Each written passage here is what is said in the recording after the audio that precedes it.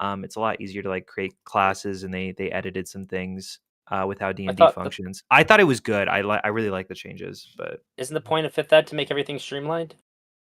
yeah, but it's more streamlined now. Okay, throwing a flag on the play, gang. We could have the D&D debate another day. Tonight, we're like picking sides. We're like, I know. We are up. doing it right now. We are We've talked setting about up something the else? That future sucks. panel, right? But first of all, Tachyon, thank you for filling in last minute. Justice had to dip, and so we had to get a replacement guy. So I really appreciate you being willing and able to come on. Thank you. I'm going to go live in like a minute here. And as you all know, I will introduce the subject. I'll say hi to my audience, and then we'll just get into it. Okay? I understand that the topic is the filibuster, but you will not filibuster on the opening statements. We will not do that. It's a funny joke. Ha ha ha. But if you were planning to do that, I'm going to shut you down, right? We're going to be concise on our opening statements, and then we'll go. Any questions? It really shows how immoral the filibuster is when we ban it from the debate, huh? Okay. We'll get into it as we go. Comparing Senate to this is appropriate. Okay, let's go live. Let's do this thing. I love you all. Thank you again. Welcome, one and all, to yet another episode of Whick TV, a cross-ideological space where we come together to talk about issues both political and cultural, from the silly to the serious. Today, we have a great topic, one that I have a lot of strong opinions on, but I've gathered together a team, a force, if you will, to discuss the pros and cons of the filibuster. For the last 10 years or so, there have been, longer than that actually, the rates of filibuster use has gone up and up and up.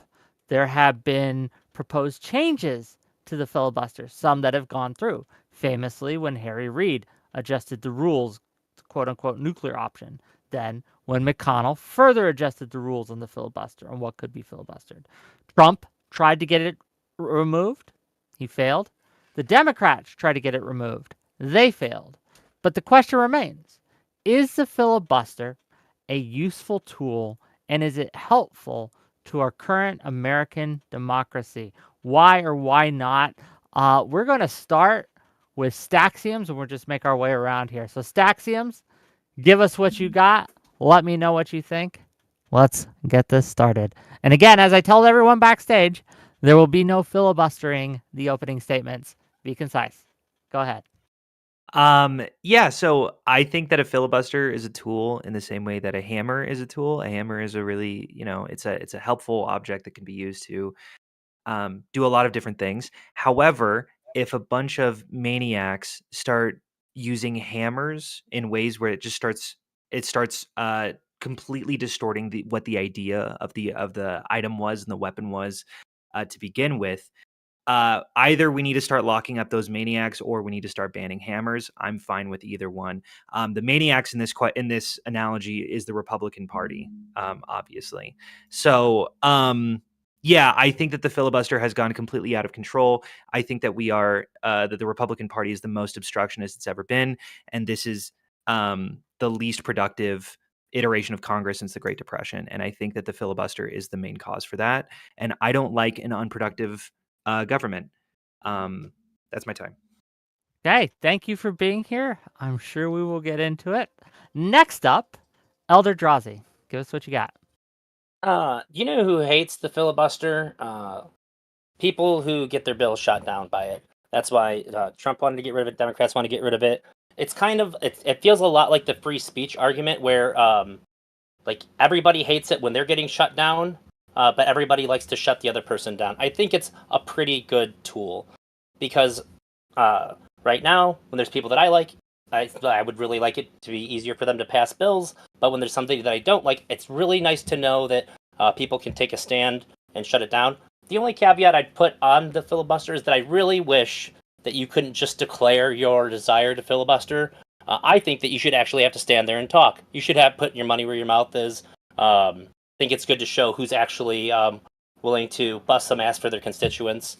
But otherwise, like, it'd be better if it was that. It's not, but I still stand by it because it protects us from really bad things happening too. Okay. Well, thank you for being here, and we will get into it as we go. Ryan, you're up. What are your Sorry, thoughts? technical issue there. So I'm Ryan. I'm a former teacher, former federal clerk, current commercial litigator, and on Wick Spaces, I've taken the, I'd say, pro rule of law, pro federalism position pretty consistently, and that's the reason why I'm pro filibuster. I think it's one of a collection of procedural, constitutional, and statutory safeguards that prevent the federal system from turning into the tyranny of the slim majority, which is a particularly dangerous form of tyranny when you have a country as big as ours. So that's why we should keep it. Okay. Concise. I love it. Thank you for being here. Tachyon Blue, what are your thoughts, sir? Hey, well, thanks for having me on kind of last minute here. So I'm actually against the filibuster. I think that there are a lot of checks on the tyranny of the majority in our system already. We have the Electoral College, we have a bicameral legislature. The House isn't capped at a number of seats. Sorry, it is capped at a number of seats rather, and we also have we have three branches of government that provide checks and balances on each other. So there's nothing in the Constitution on the filibuster. It's a rule that's passed by the Senate itself. And I think that right now we have a crisis of institutions in our country where a lot of people have lost faith in the system's ability to deliver the policy priorities that they want. And so, because of that loss of trust, and because it is difficult for anyone in either party to get the legislation that they want passed, I think that we need to seriously consider either reforming or abolishing the filibuster so that we can have the Congress be more representative to the demands of the public. And I know that there are concerns that, well, what if someone passes legislation that we don't like? Obviously, that's going to be a concern for regardless if the filibuster or not. Removing the filibuster makes it easier to pass legislation. But I think that having a more responsive government that's responsive to the demands of the people, I think is going to be positive. And I think that we have enough checks on our system already that the filibuster isn't necessary. Okay. Again, thank you for being here. Thank you for coming in a little last minute. I really appreciate you. Next up, one of my favorite people, Eucharist. Go ahead. Sure. So, I mean, I agree with some of what I've You're heard muted. already. Okay, wait, I'm not muted, so am I? Okay. No, you're good. Yeah, I agree with some of what I've heard already, namely that, this is a rule. I think that's important to know, right? There's nothing in our Constitution that mandates this is the thing we've got to keep. So if I defend it, it's a defense on the basis of it might be a useful tool, as it was called earlier, or it might be, just in the name of tradition. It's a thing we've had for a long time, for quite some, basically since the beginning of the Senate. We've had this as a feature of the rules in various forms, and so it might be good to keep it or have a really good reason for changing it.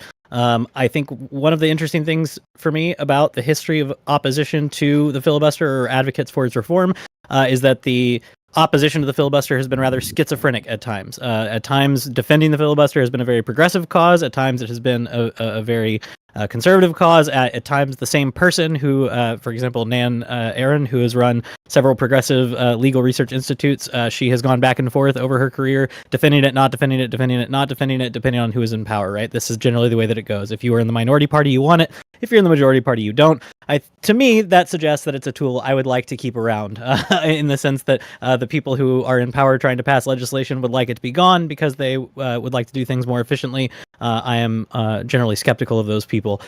So if you could convince me that you are against it in principle and you will not next week be upset when the majority and minority parties flip in the Senate, and that it is used against you and you'll complain that you don't have it, then maybe I'll take your opposition to it seriously. But for now, I'm fine with the status quo. Well, I'm not fine with the status quo. There are lots of things wrong with the status quo, but I'm fine with keeping the Senate rules as they are with filibusters to legislation. Okay. Thank you for being here, and we'll get into it as we go. Finally, last but certainly not least, Vigilante, what are your thoughts? Yeah, so the filibuster is anti-democratic, requiring a supermajority in the legislature that is supposed to be able to pass laws that they believe are the will of the people, goes against the fundamental principles of democracy. Here in Ohio, the GOP tried to push a referendum to make it where ballot initiatives had to be passed with 60% of the vote. This is equivalent to what the filibuster is. This referendum failed miserably, and it failed miserably for a reason. I'm sure we're going to hear how the filibuster has been used for good while we're debating here today. But what I'm gonna do is I'm gonna highlight plenty of instances where the filibuster has been used to combat progress. But before we get into that, I want to add some food for thought. Just because some things can be used for good doesn't mean that they are good. Police violence could be used to beat up or even eliminate reprehensible criminals from society. Does that make police violence good?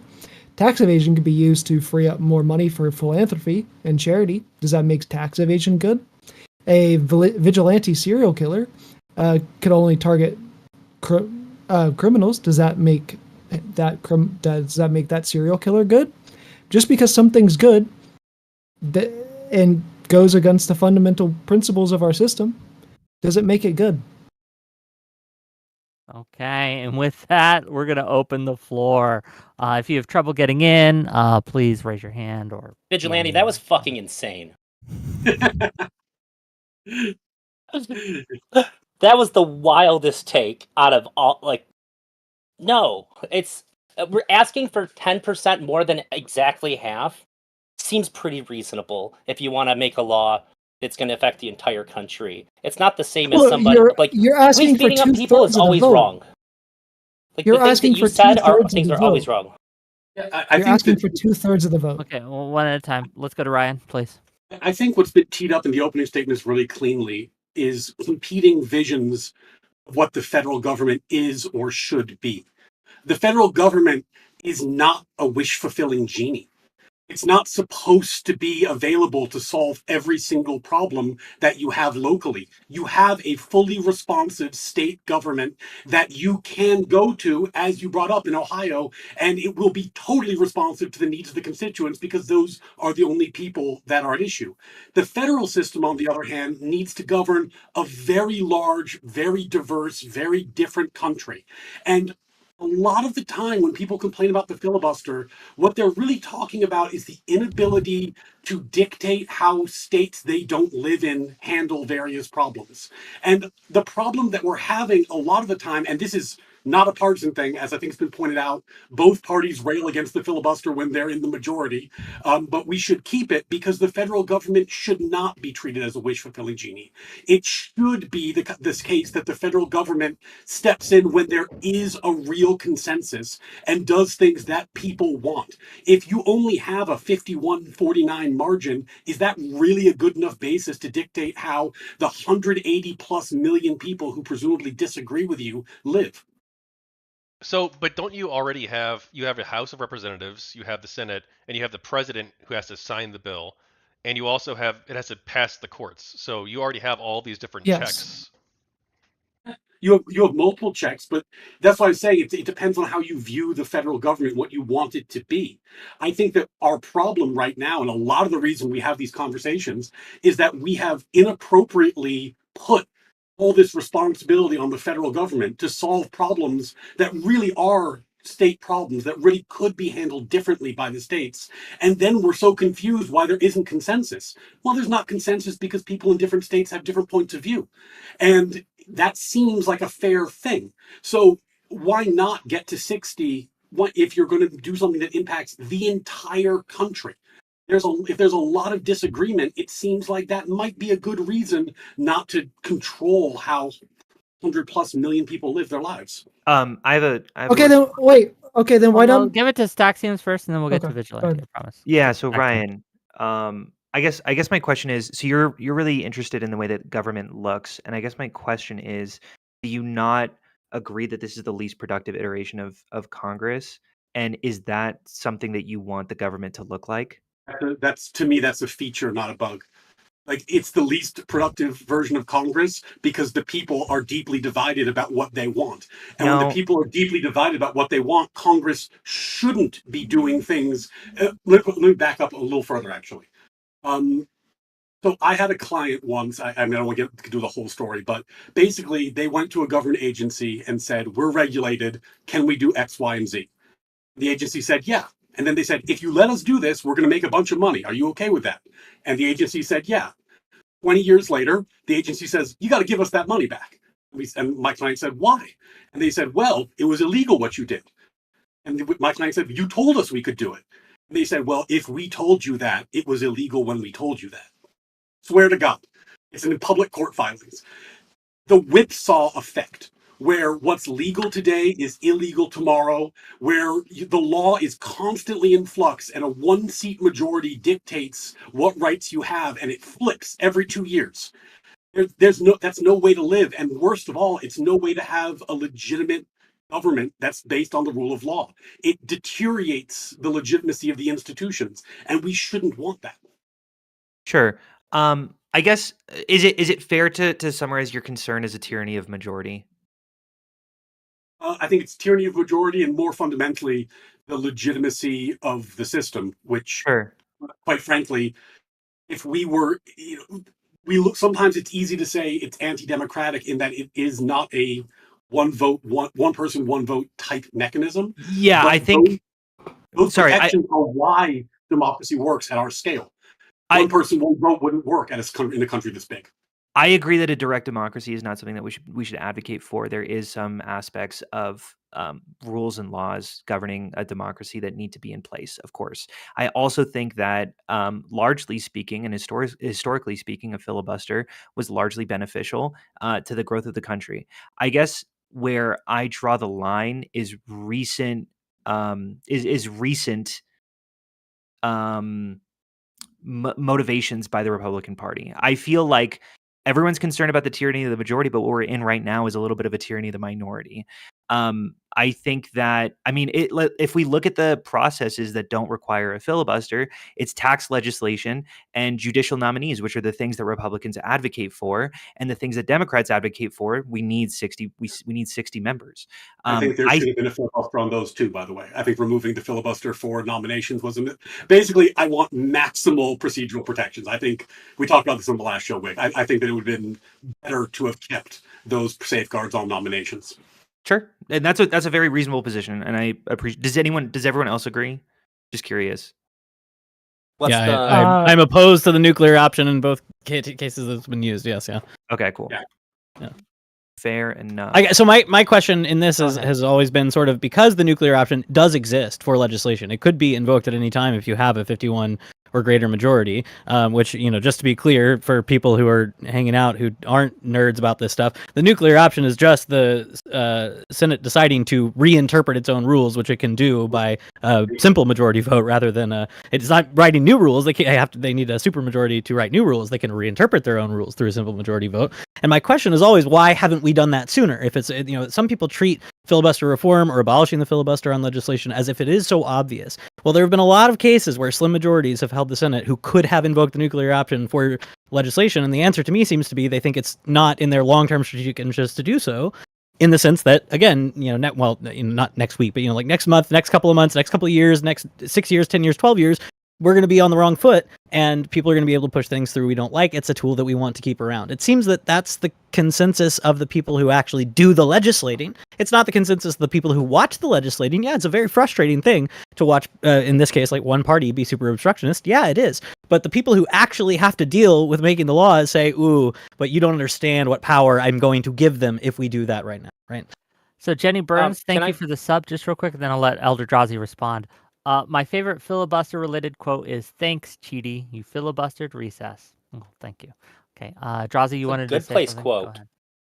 Go ahead. Sick. So I wanted to build on that. I think that the reason why that the nuclear option hasn't happened is because I think that the people in the Senate understand to that. be clear, it has twice, right? Well, sorry, Like, that it's not commonplace. Not fair for enough. legislation. Yeah. Is that we've seen pretty recently presidents that have had a majority, and without the filibuster, it's kind of king making, don't you think? With how very partisan everybody is, I think that there's a very, very big fear that, like for myself, let's say Donald Trump gets elected and he has a majority. Now, who's going to obstruct him? That's terrifying to me. And then for the people that want to see him in there, like you can just imagine the other side. I don't want one party to just be able to do everything they want all at once. I want these safeguards in place. I want to make it a little bit more difficult for a party to gain like snowball effect power. Okay, let me think that ask. they understand here. that too. Let me. Can you guys hear me? Is this on? Yes. Yeah. Let me ask to Tachyon Blue, Vigilante, and Staxiums, right? Mhm. Do you hold the same position if Donald Trump gets elected and the Republicans take the Senate? I'll start with Yes. Vigilante. Yes. Why? Yes, absolutely. Because like the snowball effect that you guys are talking about, like I think that it would be beneficial for people to actually see the effects of what actually happens when the Republicans actually get what they want. Especially when we were talking about the extremist Republicans like Donald Trump. Unfortunately, it is kind of an unfortunate thing of like how bad some of the stuff that he would do is, but it would be beneficial for people to see just how disastrous it is, the effects of what he would do is, and how actually bad people's lives would get, because nobody would ever actually want to fucking vote for the Republicans again. We're just, when we sit here and use the filibuster, all we're doing is just fucking preventing and babying people into thinking that the Republicans are decent people, and preventing the Republicans from actually being able to do what they want. And it's let half the country think that the Republicans are actually a decent fucking party that actually wants to help them. Let a and few they're not. houses burn down so they see the importance of the fire department. Yeah. You're saying this time when Dad comes home drunk, I'm not gonna hide his gun. He always looks for his gun when he comes home drunk. Tonight, I'm gonna let him have it, and then Mom can see what a monster Dad really is, and then we'll all be better for it. No, don't do that. That's crazy. Can I answer your question, Wick? Yes. Okay, please. hot take, am not an accelerationist. I do not think it would be beneficial in the long term for Donald Trump and a simple majority Republican Party without a filibuster to gain control of this country. However, I would still advocate for banning the filibuster. Maybe I would do so a little bit less, fiercely, but I still think it would be beneficial for him, for the filibuster to be removed. And that's why I'm going to fight like hell to make sure that Donald Trump doesn't become president and we don't have a simple majority Republican Congress. Like, I think that that's what I care about. And Why? I mean, I guess the question is, if you're taking the partisan stuff out of it and not saying which party is good or super evil, because that's, as we said, they each get power sometimes, so it's going to be the other side's turn eventually. The way I look at it is, I look at Congress and I see the House, which is constitutionally designed to be responsive to the will of the people. 2-year terms. They get really riled up about the current political thing, and that's what they do. That's their job, is to represent the people the most closely in their current viewpoints. The Senate has 6-year terms. The Senate is supposed to be the slower, more more ponderous body that is checking the will of the people and creating a need to drive really long-term thinking and consensus. And that's why they have 6-year terms. So to me, the filibuster, it would be very weird if there was a filibuster in the House. It would be totally antithetical to what the House is supposed to do within our system. But to have it in the Senate seems totally appropriate. That's what the Senate is for. They're supposed to be the adults in the room, which they aren't always, but they're supposed to be the adults in the room and slow things down and make sure that it's really been thought through and there really is a national consensus before we take action. Sure. So I think that this is an argument by degree, because I think that I agree with almost everything that you're saying. Like, I don't want a purely responsive direct democracy. I don't think anyone with, a little bit of a brain genuinely does. But I Hold do up, think before we say that, who does? Who would like direct democracy in America? Vigilante. Maybe. Okay, fair enough. Just one's in chat. If you're direct To a degree, democracy, My heart I wants called you a moron. My heart wants support, to. My brain knows Don't better. worry about Prop 13. I support representative democracy, but the extent that I want it is more so I just want to get rid of the electoral college. That's the that's the only We thing can that I have would the change in our electoral system now. to college debate another day. That's fair. Thank you for the 5 gift subs. That's why. Really appreciate you. We're Yeah. But shockingly I on think pro-electoral college too, so you can sign me up for that one. just okay, to fair enough. sorry, I was in the middle of the So No, yeah, so we're tossing it back to Saxium. Sorry, my interruption. I just you're good. So but I think what's notable, like whenever we construct a country or start looking about like meta legislation, like any like I think it's really important to look at how other countries do it. And I think that it's important to note that we have the most anti-majoritarian checks on our constitution worldwide. Now, I do acknowledge that our constitution is awesome, like, but we should also recognize, it needs a 2/3 majority, 3/4 of the state. How many thousands of times has been attempted to been changed?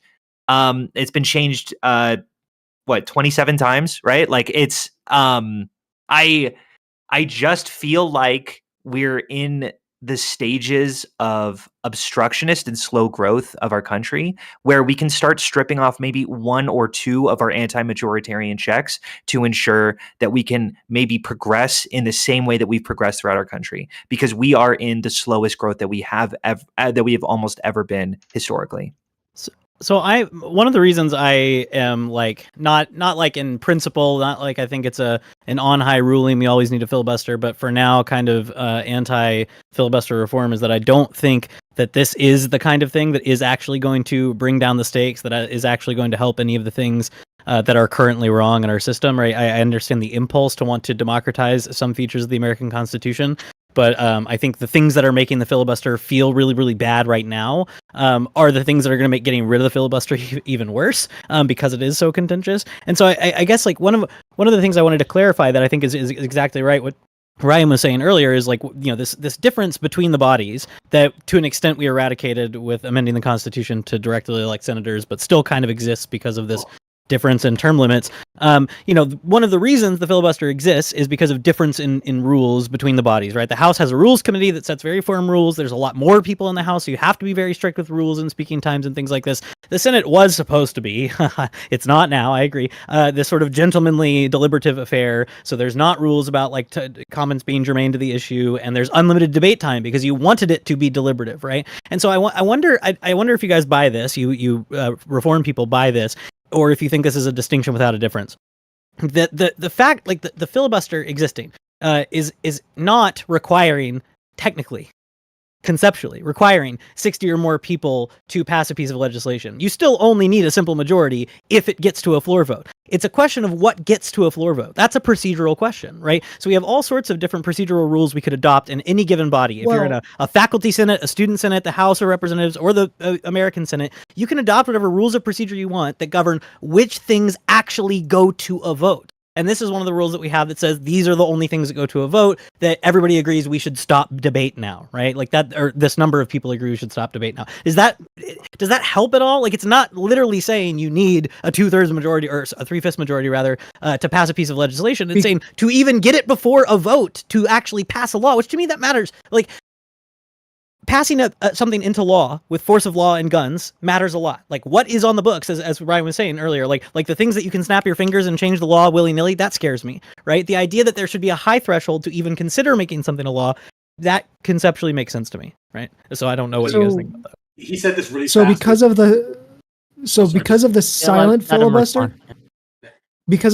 filibuster, you do, if something gets hit with a silent filibuster, you do actually have to have at least a 60% majority in order to even get it to a floor vote and get it potentially passed. Right. I know. I guess like you need at least 60 people to say they want to vote on it, right? You can have a case where you have a cloture motion pass and not all 60 people who voted to end debate vote for that bill. That happens sometimes. Like there have been plenty of instances where people are like, yes, we should move this to a vote, and I'm going to vote no on the bill. Like, that happens. So.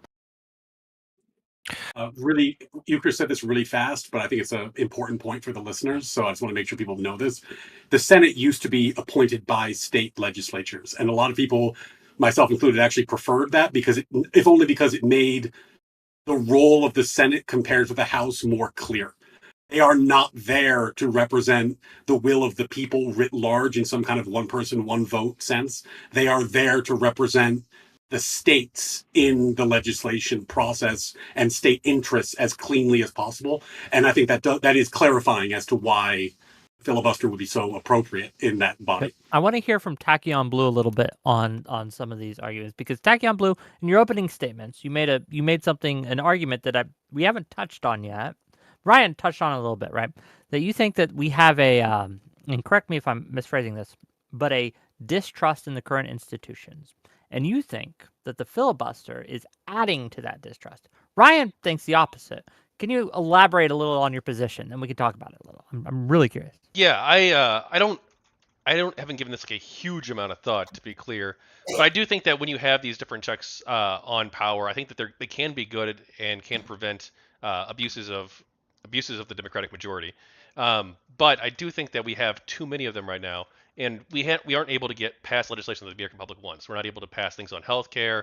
We're not able to pass things on the border. Actually, that's a kind of a separate issue, I guess, right now. But they're not able to pass a large array of legislation that people on either party want to pass, and so because of that, I think a lot of people, one aspect of many, that is causing a lot of people to lose faith because they vote for a politician, they promise all of these things that they want, and then they even have a majority of the House, majority of the Senate, and they have the presidency, but they can't get it done, and so people I think feel disillusioned on that, and they think, oh, the system's all rigged, it's controlled by some nefarious group, whatever it happens to be, and so therefore they turn to populist figures and who promise that they're going to burn down the system or that they're going to get it done without working within the system. Responses? I guess I get confused sometimes because we just had, before he dropped out of the race, Biden was touting his bipartisan successes in legislation. So, clearly we do get things passed. We don't get everything passed. And there are things where you do need the other side and you have to compromise. And I think that's a good thing. When I look at our debt and I look at our deficit and then I look at this constant stream of $500 billion trillion bills being passed, yeah, it gives me some comfort that there might be some check that prevents a party from just runaway wish fulfillment and saying, I'm just going to give unlimited cash grabs to my constituents because, yay, I've got the 51 vote majority. And then the next party gets it and they give 500 billion to their constituents and we're off to the races. And I just don't see how that makes things better. Wait, can I respond to that? I just want Go to. ahead. But the Go for it. spending Tachyon, bills Tachyon. are exempt from the filibuster, are they not? The budget is there's a reconciliation process that allows you to bypass the filibuster, which is why it's used.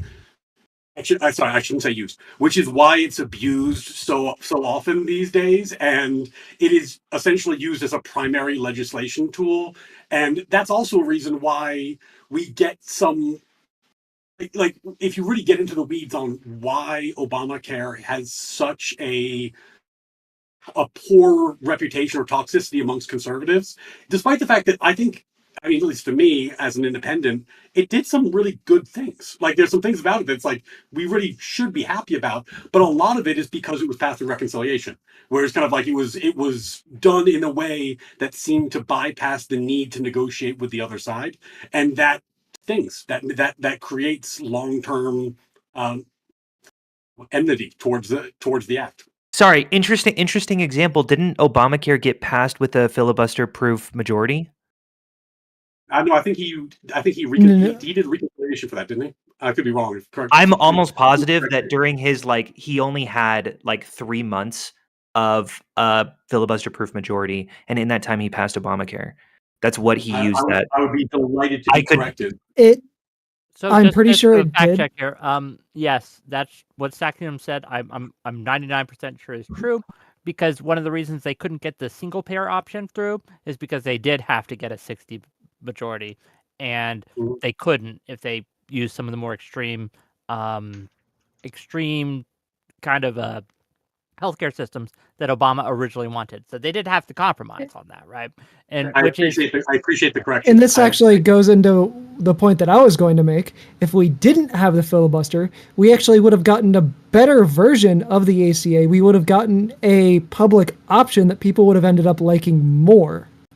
You would have Okay, lost it. I If we think- would have had that, it No, would have gotten I- taken down by Republicans by now. Okay, Yeah. here's I think my frustration with a lot of this is it feels like it's a lot of ad hoc reasoning. Like, for example, we point to Obamacare before we knew that it was, how exactly that was passed, and we say, look, this is one of the distinguishing features of why the filibuster is so corrupt. And we look at we look like I'm also frustrated with the ridiculous and dishonest appeal to Biden's touting that he's nonpartisan. Yes, he's touted that he's nonpartisan, but if we look at the record of what Congress and what bills actually get passed, not a lot got done. And yeah, like one politician said it, but let's look at what actually happened, which is not much happened. Does this make sense? Ryan? It does, though I don't think that, I'm not sure I agree factually. I mean, I'm as we've just seen, I'm totally capable of error. But I actually thought Biden did get a rather significant amount of legislation passed through a filibuster process during his term. Hold on. You don't I'm agree with one that? example that comes to mind that we might talk about. The Senate just earlier this year, I believe, passed through red flag law requirements with like 67. It was way more than 60, right? But they worked with Congress, they worked with the Senate, and they worked with the Republicans in the Senate, and they crafted gun control, actually, that went through the Senate. Just to Yeah. And we had Just to fact check. we had One example. infrastructure. We had there was a bunch of stuff that got passed. Sure, but just to fact check, last year, 2023, 34 bills were passed, making it the least functional session since the Great Depression, according to congressional records. Yeah, that's interesting. It's an interesting stat, and there is. I'm not knocking it down because there's merit to it, but there's also a question as to what bills do. Like one of the things Sure. that happened is the bills have become so omnibus and intense, where you see something like the Right, Inflation like the Reduction Inflation Act. Reduction Act, exactly, was so. Like, I understand Jesus, what you're man. saying, that it was so But big. hold on, That could be Ryan. 800 bills. Ryan, Yeah. to question you though, isn't that one of the side effects of the filibuster? Is that they have to make these omnibus packages that have to go through they have to kind of sneak it in, right? Whereas before, without a filibuster, they could simply up or down each individual portion.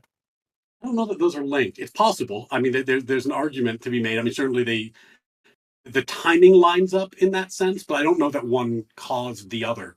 I think Fair enough. what you end up having is a network of other problems that I think are more worthy of reform, like the idea that you can have a bill that's so long that nobody can read it and then require them to vote on it in a time frame where no human possibly could have read it. That actually does strike me as a problem. Sure. Like there are, I think it has a little bit more to do with that and the way that modern coalitions are built than the filibuster. But I mean, I don't think that's. I don't think it's falsifiable. I guess it could $5, be. sure. $5 from generic plays. Biden passed most of his major legislation in the first 2 years of his administration. That stopped when they lost the House in 2022.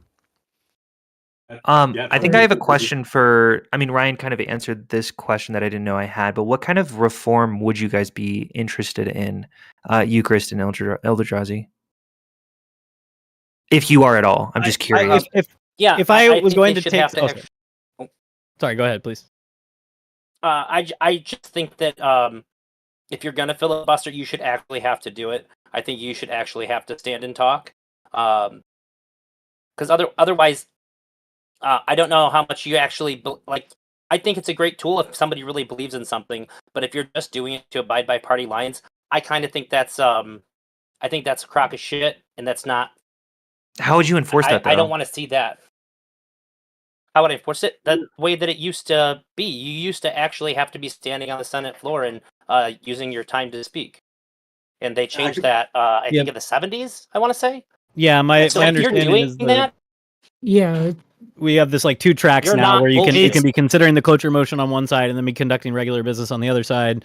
And so like the cloture motion is failing over here while we're doing normal business over here, and then this bill just putters and dies. I think I'd say the same, that like what I would want, I think, is a system where you have to call people's bluffs and be willing, if somebody signals I'm willing to filibuster, you like, yeah, okay, we don't have the votes, but like, are you really willing to do what's necessary? Because I mean, the lead up to that 2-track system was several periods of like, one was like a month-long period of filibustering, and so like, I think I would be in support of some sort of procedural reform that basically said, like, this is a tool that we think is useful and probably should exist, but the stakes on it should be raised so it isn't as easily used as an obstructionist tool. I'd be fine with that, I think. But again, like, I'm not in principle saying everything that we've got is good. It's their rules. They can do what they want with them.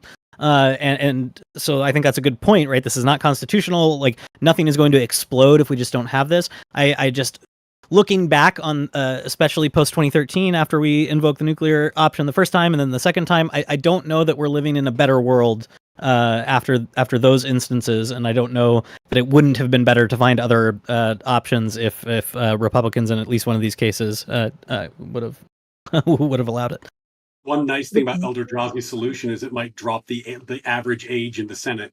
You'd think twice before voting for Dianne Feinstein in her last term if you thought she had to stand up and filibuster for 16 hours. You got a bunch of Zoomers with their Red Bulls and their Monster Energy drinks ready to filibuster on hand, ready to go. Okay, but go ahead, Vigilante. I'm not going to lie. I imagine Mitch McConnell on the brink of collapse after like standing in place for an hour and a half talking when I said it. So yeah, that's the part that I smuggled in.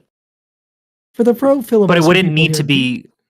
But it wouldn't need to be Mitch McConnell, though, right? It could have been. It could be anyone. No, that's just the most fun version. Right, but it could be the youngest version. So would that really affect really anything? Right? Like you could just pick your most athletic member of the Senate. $5.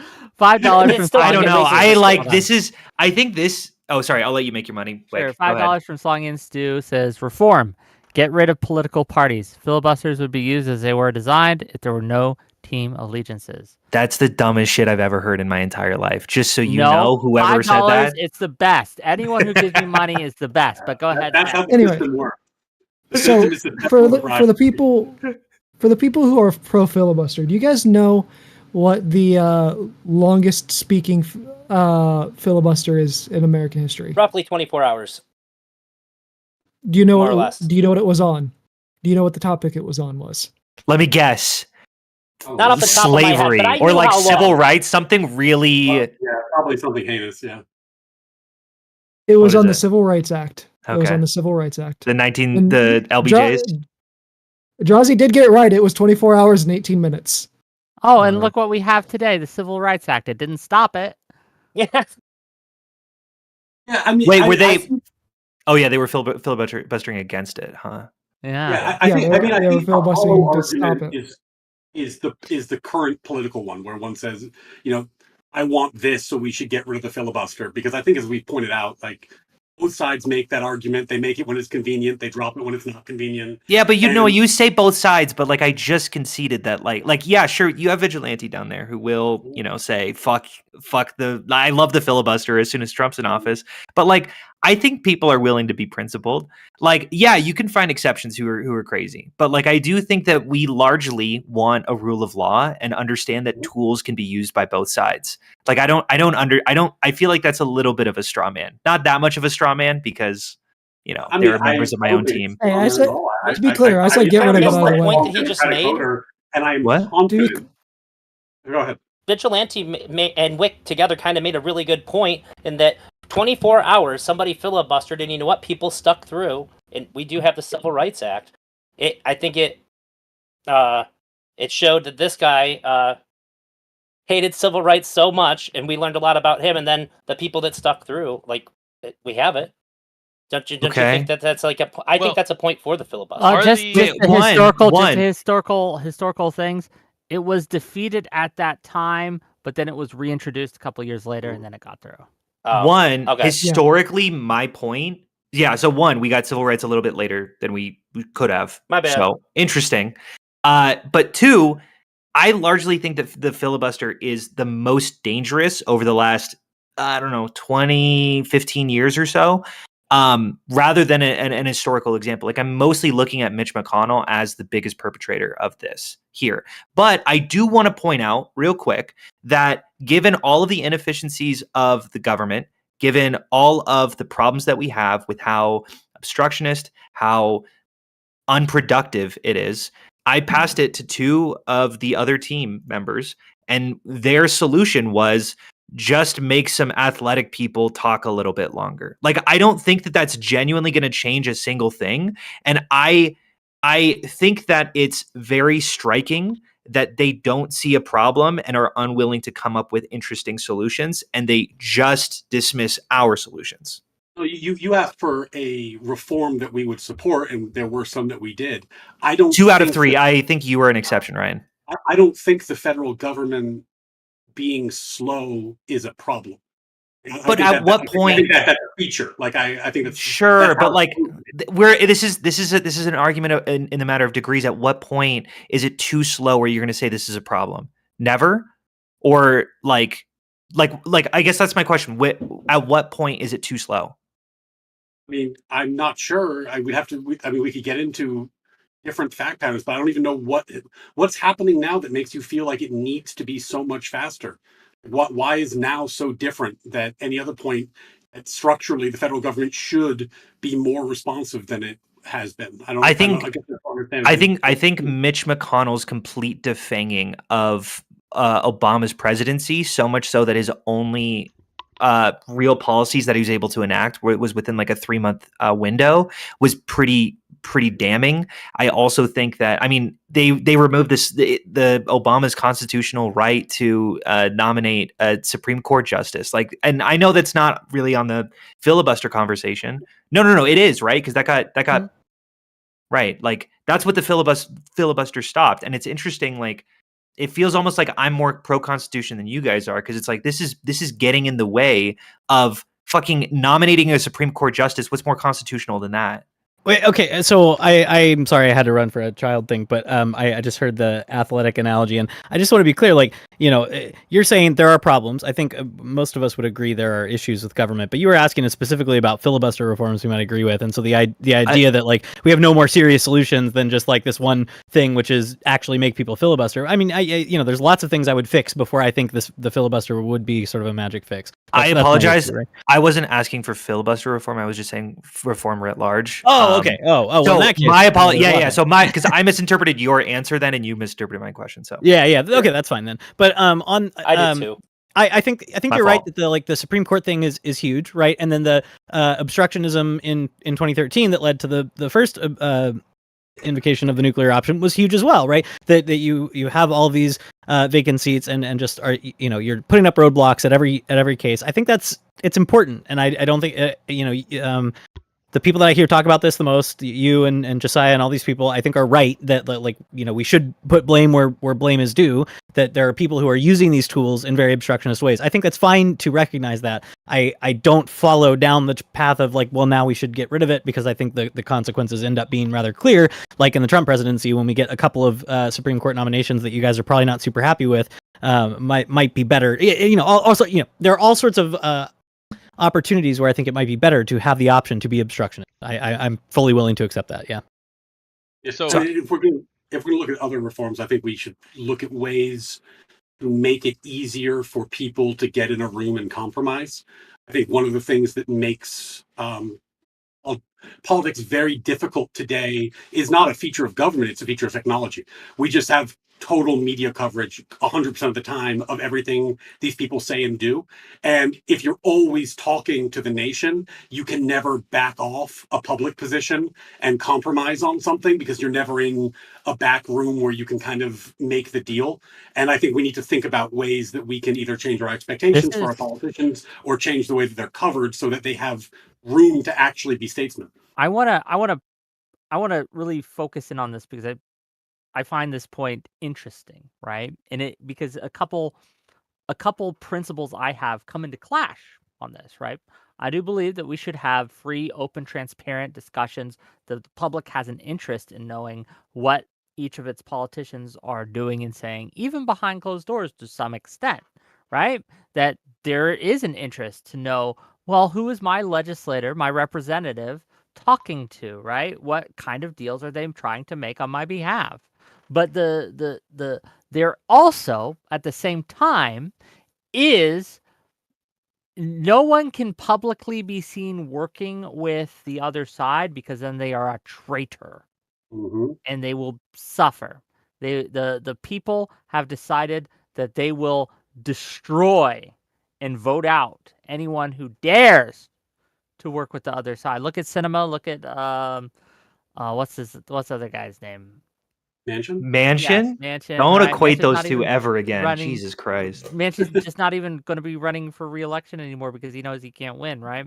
And there's there's other incentives at play that just makes it so very, very hard. Like one of the things before social media that Harry Reid was able to do, Harry Reid was able to he was able to do the back doors. Like they would talk in private, they would get shit done in private, which allowed them to be crazy extremist radicals in public and say, well, rattle their sabers and be super partisan, super rah rah go team, while still getting things done. With the advent of social media and all this micro focus on things, it's become much harder to do that. But I know that Tachyon. So I want thoughts on this as we go. I I want to pass it to Tachyon Blue. He was trying to get in, so I want to make sure he has some room to get in Yeah, there. Go ahead. Ryan, you mentioned competing visions for like what the federal government can or should be, Hmm. and obviously we're going to have like different disagreements in society about what exactly the scope of the federal government should be, what areas it should be involved in. Um, but ultimately, though, if people are voting for the policies voting for politicians who have the ability, in theory, to pass the laws that they want, um, isn't that just ultimate? And the laws aren't unconstitutional. Then isn't that just democracy? That's the will. That's how our republic is supposed to function, minus a filibuster, right? Which isn't in the Constitution. And if you don't want like the government to expand, you think that it's in too many areas, then wouldn't you want? You can vote for you can vote for libertarian candidates. You can vote for candidates who are going to shrink the size of the government, and not having the filibuster could even help you pass repeals of certain laws that you don't like, right? That are spending too much money Yeah. front and center. Christ, if I could find a candidate who would actually shrink the size of the federal government, I'd vote for them in a heartbeat. I just haven't found them yet. But I think what I was getting at is that there is a state system in place where you can vote for anything you want, and the state has almost unlimited power. It's not a limited government at all. And then we have a federal government that is a government of limited power and does span the entire nation. So the limited number of things where we have true consensus are the things that the federal government should be concerning itself with. The when you get down to like a really slim majority and you're passing something through like that, it just makes me wonder why 120, 130 million people who don't like that idea have to now live with it. Why not do that in a locally where you have the ability to do it more easily if people agree? And there are there are absolutely many things where we need to speak as one nation. We need a national unity. We need one voice, or it's just something that affects all the states. So it can't be done locally. But that's not everything. And I think a lot of the reason why we are frustrated with our federal government is that we're expecting it to do things that it's just not designed to do. Can I respond? Go ahead. Great. Um, so I don't want to come across as a single issue voter, but on this argument, I might be a single issue. I think that what I know this was 8 years ago, and this is ancient history. But what Yeah. happened to Obama with the Supreme Court nominee using the power of the filibuster to revoke his ability to nominate a Supreme Court justice is, to me, one of the most anti-constitutional, anti-rule of law, anti-use your tools, whatever you guys want to call this state of mind. And I just want to make sure that I could say maybe I'll back off the filibuster, maybe I can come up, maybe there's better reform elsewhere. But I guess my question is, what kind of reform would you guys want to see in the Congress to ensure, like, maybe not obviously not the filibuster reform, but how do you ensure something like that doesn't happen again?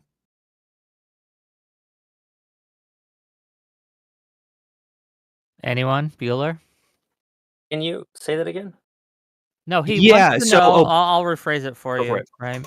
He wants to know, how do we prevent something like what Mitch McConnell did to Obama and keeping him from being able to nominate justices, right, to the Supreme Court? Because the filibuster was used as a tool to obstruct that, what's to keep them? Say Kamala wins in 2024, and a seat opens up on the Supreme Court. How do you stop Republicans from just doing the same thing? I don't know that we can. I didn't know that they could have obstructed the Supreme Court pick the way they did before. I think it's an unfortunate thing that we've sort of run into. I guess like nothing short of like changing how it works, but I think that you'd have to get that through the Senate. So Okay. So like I think that like your concerns with me are like some abstract principles, like, oh yeah, what if pretty extreme principles, like what if some extreme policies happen that still an entire political party is able to rally forward and pass.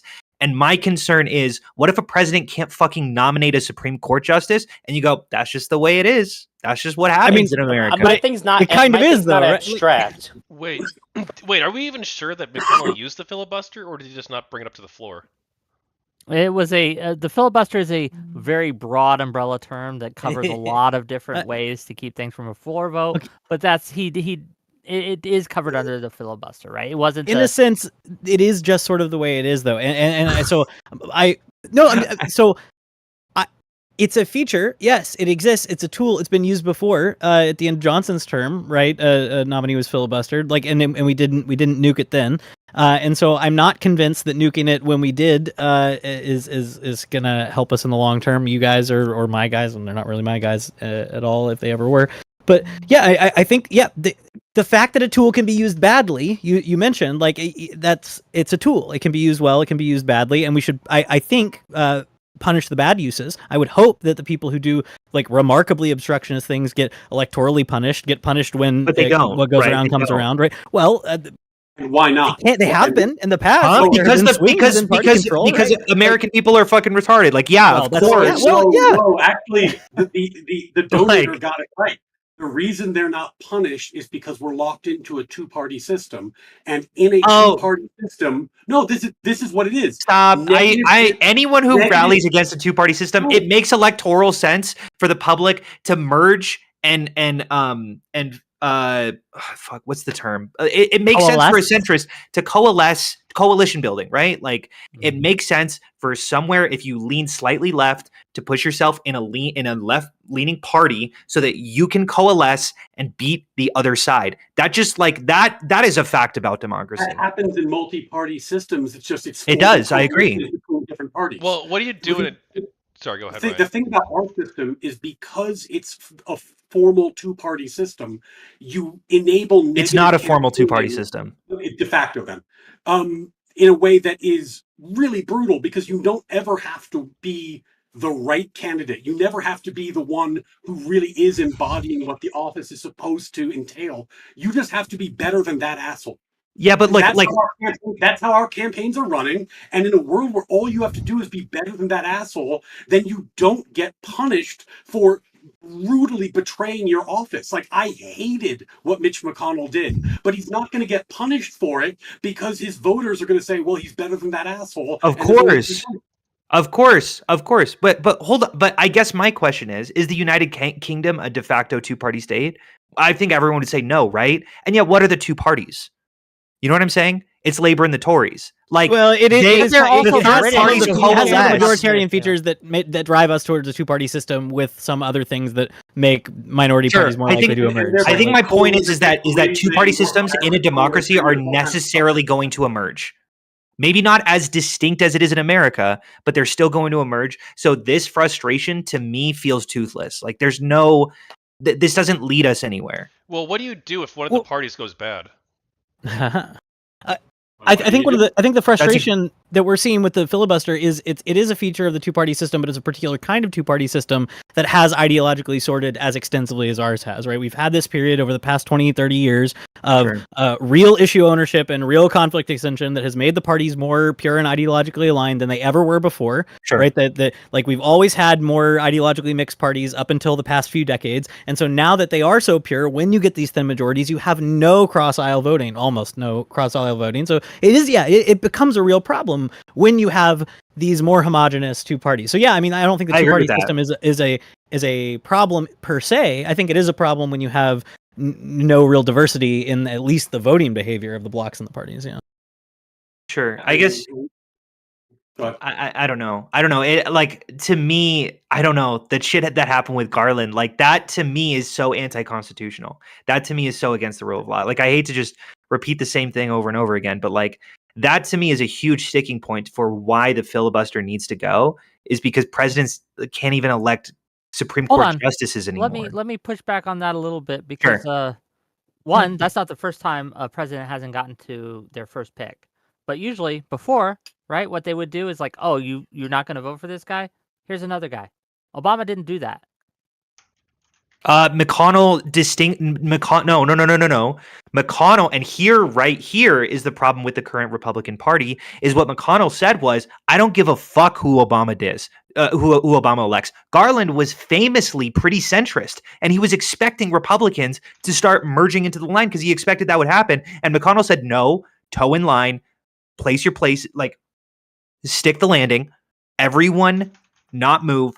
I don't care who Obama elects. We are not moving for him. So McConnell is preventing that mixture of ideological purity that we're advocating for here, and yet we seem to be unwilling to condemn him. What do you mean? I think everyone here is condemned him. I just condemned him.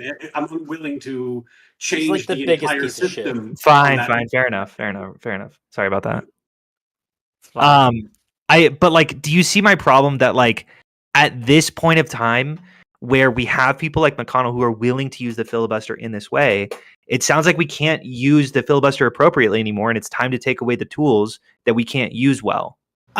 My question is like, as far as I can tell, and I was just fact checking myself, quick Googling suggests I think this is the most recent time it happened, and maybe the only other time. But 1968, at the end of LBJ's term, was the last time that there was a filibuster of an appointment like this. He had partisan control of the Senate. The Senate could have changed or could have changed their interpretation of the rules then to abolish the filibuster of Supreme Court nominees, but they didn't.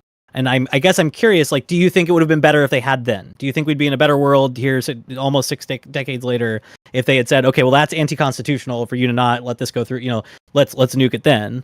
Do you think we're in a better world? We would have been in a better world if we'd just said, that's, you can't use it right, so let's get rid of it. I'm sorry, I don't know if I'm following what was the case that happened? So 1968, the Chief Justice retires. LBJ is going to move a justice from associate to Chief Justice and then nominate a Texas justice to replace that now empty seat. During the confirmation hearings, a couple people dropped off of support based on some revelations that came out in the hearings, and so he didn't have a filibuster-proof majority anymore, and so he withdrew the nomination, right? So not exactly the same circumstances, but similar. I guess what I'm saying is, but he had 58-seat majority in the Senate in that period, I believe, or maybe, I don't know, I'd have to go back and check. I could be wrong. You fact check me all you want. I guess I'm just saying, hypothetically, would you prefer a world if 50 years ago we didn't have this rule anymore? Do you think we'd be better off if we had not had the ability to filibuster these nominees for much longer? Do you think that would have been better? I do. So I'm not sure about that particular case because it feels vastly different from the McConnell, but I will answer your question, which is, would we be better without the filibuster 50 years ago? I think yes, demonstrably so. Okay. But yeah. The thing about the McConnell pattern that always intrigued me was just the election loss on the next cycle. Right, like that's always the rub. Like if a Democrat had won the next presidency, things would be different. So I've wondered about that because you would think that would be. I don't know. I when it happened, I thought there was going to be a higher political price to be paid, and there wasn't. Right. And that's something that's concerned me, and I've tried to figure out why for a while, which is how I landed on this two-party diatribe I went on. It's just because like that's actually the solution to the problem. The solution is Is electoral costs, there sure. should be a political price to be paid for misbehavior. But if there isn't, well, that seems to imply a deeper issue. That's worse than like a Well, procedural rule like the to filibuster. That's a Eucharist's deep yeah, problem. to Sure. Eucharist's point, Eucharist argued at the beginning, right, that while he agrees that there are problems with the system, the filibuster is a symptom rather than the issue itself, and simply getting rid of the filibuster won't make it better. It will actually make it worse because, again, let's look at the McConnell situation. One of the Mhm. only reasons McConnell was able to do what he did with the filibuster is because Reid did what he did with the Sure. Yep. filibuster, right? And again, before the Republicans were blocking Obama's judicial nominations, the Democrats were blocking Bush's judicial nominations, and it's always been a push or pull. So how do we solve? Or I guess let me ask you this, Staxiums, and to Staxium's Mhm. side, how will abolishing the filibuster make it better? I think I'll answer So first we and we'll can, yeah, so we can if pass that's all the okay. stuff we want now. Boom, we Yeah. got 51 seats, right? You know what? I 51 seats. agree. We boss it. Then next time the Republicans win, they wave it away. You ready for It's some gone. cross ideological mix? I 100% agree with Ryan. I think that the solution is an electoral cost. I think that the median voter needs to care about this kind of stuff, and if they don't care about the rule of law, then we're kind of fucked.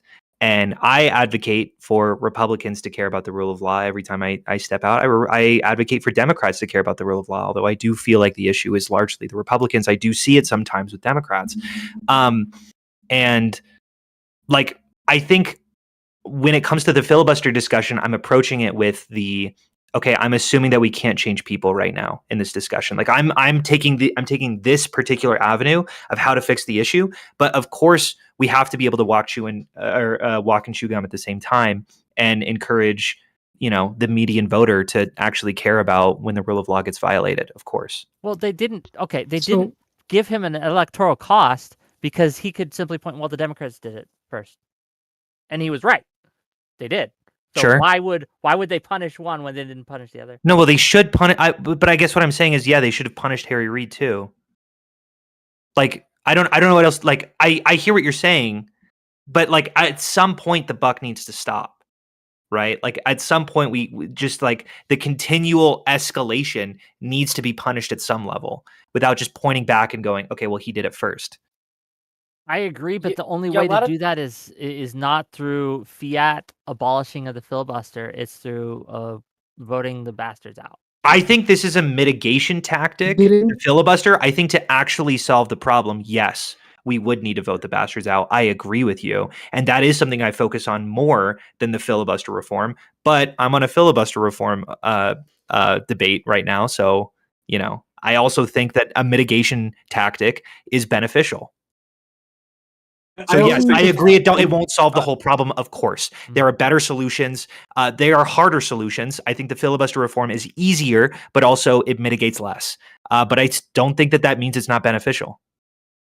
the other thing so I wonder if Wick, you were talking about with the Garland nomination, because yeah, McConnell was very clear he wasn't taking any, or at least he said he wasn't going to take any Mhm. vote to the floor. But on reflection, the fact that it was Scalia's seat, I think, had something to do with why there wasn't an electoral cost in the same way. Like, because you were trying to replace the lion of the conservative originalist perspective, and that seemed to justify some.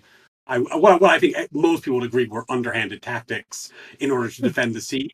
So, I mean, I guess the query is if Obama had come out with like a more center right justice than Garland, would that have moved the needle? I think probably. I think I'd come out probably not, but it would have been interesting to see because, or at least maybe there would have been a higher price to pay if it seemed like the justice was more palatable. I don't know. I guess we'll never know. Yeah, I just uh, Garland was a conservative Democrat. Like he I was, I don't know. He was someone that Obama put forward, knowing that he was going to have to negotiate with. I don't know. I like if that's the mitigation tactic of yeah, maybe we'll just have a pretty firm right conservative, but he's not Anthony Scalia. Like, Is Garland super right? I thought that was He's less than. He's I think the that Attorney he's General in of Biden right 2016. now, so. In 2016, I believe he was. was I could double viewed check as- though. He was viewed as a compromise, like Yes, if you look at that's like what I. Justice Jackson, he's a compromise in that he's less ideologically consistent with the Democratic position than Justice Jackson is when she was nominated, but he's certainly not like a center or center right Sure. or originalist thinker. Fair enough. And I guess what that seemed to be the specter that loomed over it was the Scalia of it all. And I think a lot of conservatives would have gone to the moon and back to protect Scalia's legacy in a way that maybe it would have been different if it was a more moderate seat. Let's give the mic to Vigilante, then we're gonna give it to you, Chris. And that's the order we're gonna go.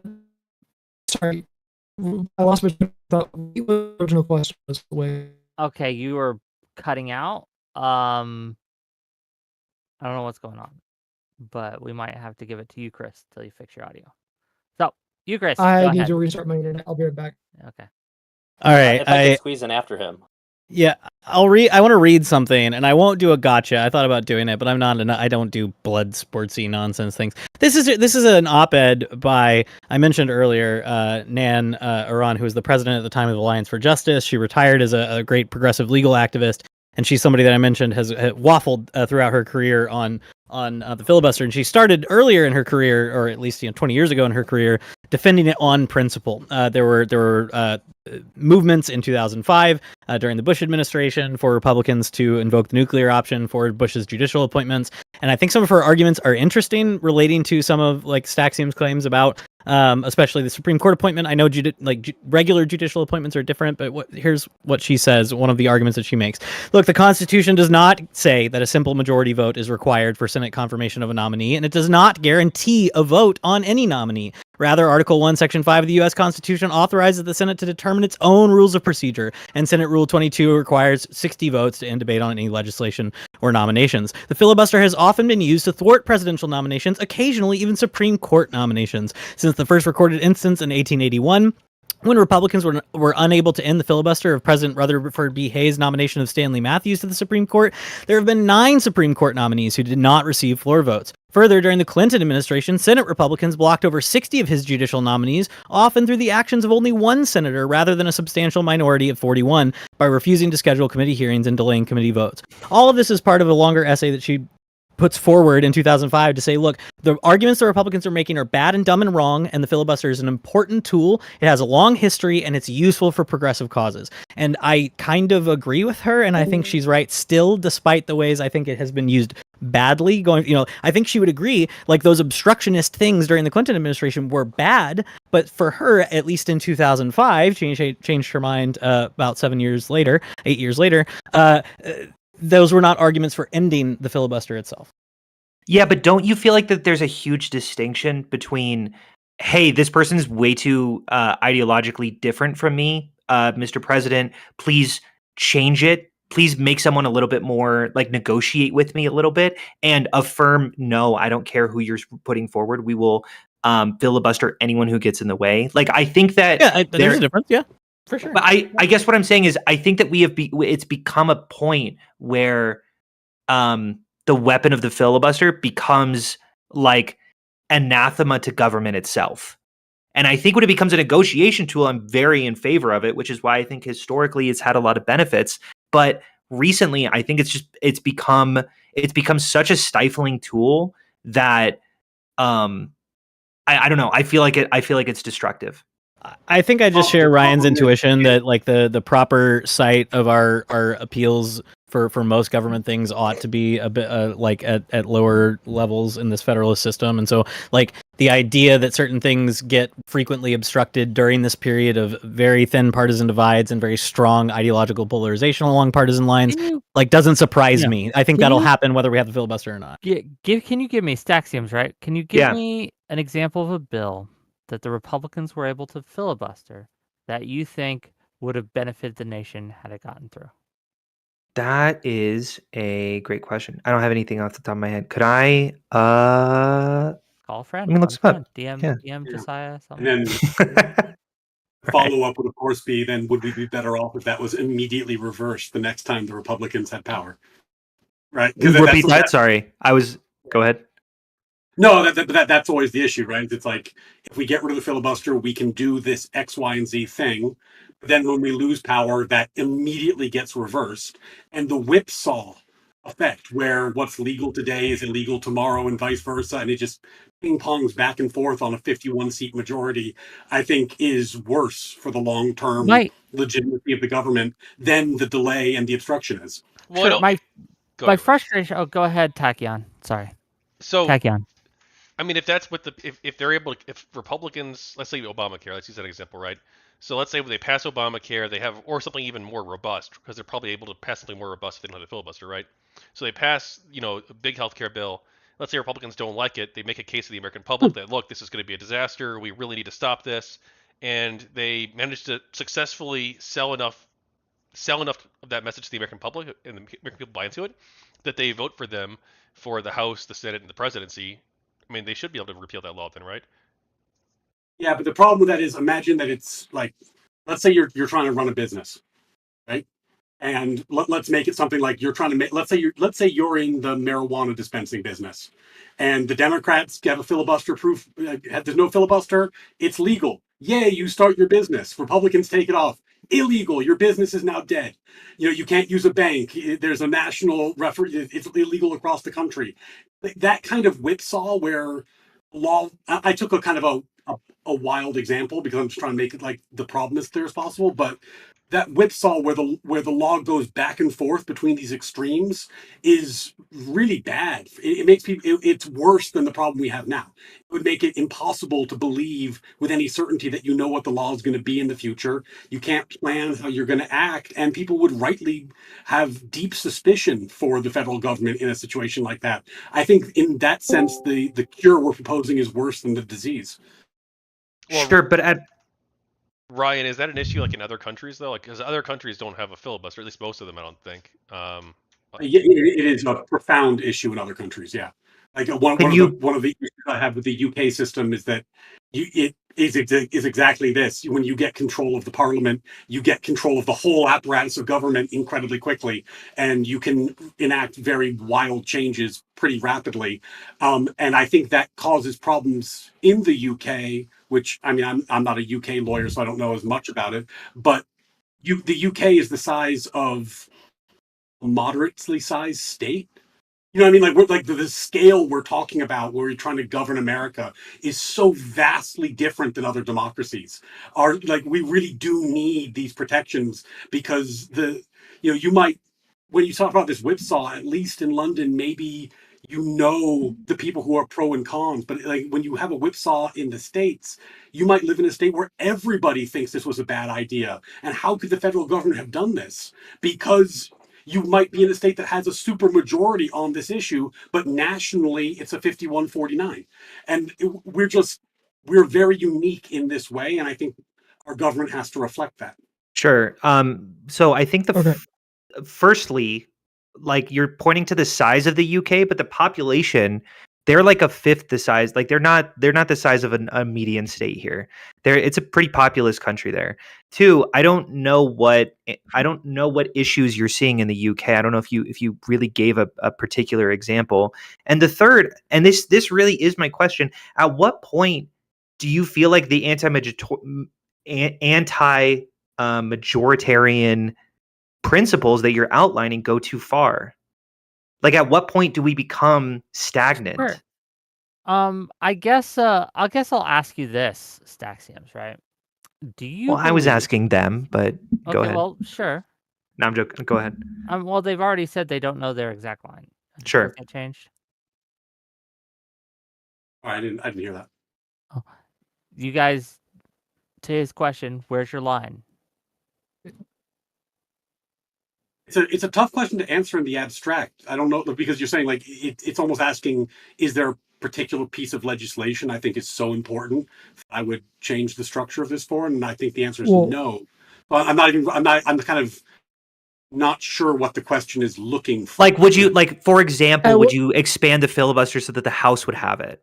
Or No. like, would you? But like, why aren't you against anti-majoritarian functions? No, I'm pro federalism. I'm pro a system that has structures that honor states' power, popular power, federal power, and try to allocate the balance of power between. Okay, would you? Okay, states okay, and- then. But Okay, then. we're not a Wait, hold on, federalist country.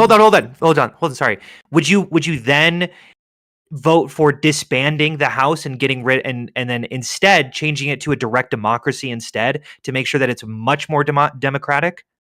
No, I think that seems like a No, bad but like idea. I guess my question is like you keep having these principles, but you don't really outline where your limiting principle is. Like where specifically, like it feels ad hoc reasoning, right? You're like, no, the current system is best for these reasons, even though it's not even constitutional. Like these are pretty arbitrary rules that we all agree to. But you don't agree to other arbitrary rules that seem to do the same function.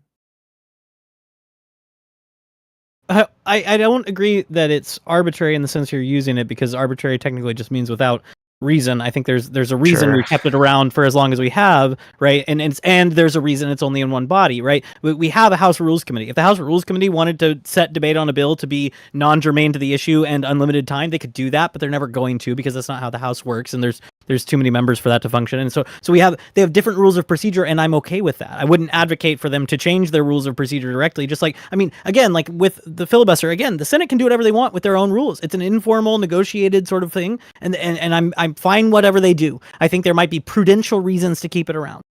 The House Rules Committee can set whatever rules they want on the bills that they have in front of them, right? So I'm not going to like sit from on high and say, well, here's my ideal structure. Like, I think there's some pretty cool things about the way our system works, and I think we've negotiated some pretty cool things to make it work better than, yes, as you've mentioned, right? A lot of these things are informal. It's not strictly constitutional. Like if we stripped away all the things we've built up over the past couple hundred years, what the text of the Constitution says leaves us without. So then they can remove the rules to wear pants in the Senate. Right, so they can change it if they want. I'm not saying they can't. I'm saying there might be prudential Bring back reasons. dueling. No, but at what point do you, as a citizen of the United States of America, say, no, I don't like that, and I think that they should not do that? Okay. Like, I think I can say that whenever I want. I think that the people who are probably better positioned than me to make that decision are the people who have to actually live with the rule and know how the Senate procedures work. so your default is I don't know if the filibuster is good or not, but I trust I'm saying the system at large. I'm saying I have reasons why I think it's prudentially good, and it seems like even the senators on your side like kind of agree with me that like the risks of abolishing it are kind of big, and we're not going to push that way. It seems like Trump agrees with you that we should abolish it, and that scares me. You know that like I'm being silly right now, but like Sure. So I guess I'm saying I think we can take public opinion polls whenever we want on Senate rules of procedure, and I kind of don't give a rip because I don't trust any person who gets polled to know what any of these things are. No, but that's not what I was saying. I wasn't saying we should follow the way that the public lies, but I'm just saying like at what point do you say as a citizen I don't like this, and what is preventing you from saying that about the filibuster? Because you defaulted to the fact that the House, or this is the way that the Senate Isn't works. the mechanism for that, Staxium, and I'll let you go in a second, Vigilante, but isn't the mechanism for that is if you're a big filibuster hater or fan, you probably figure out which side your senator falls on and then vote accordingly? Wouldn't that be the way to do it?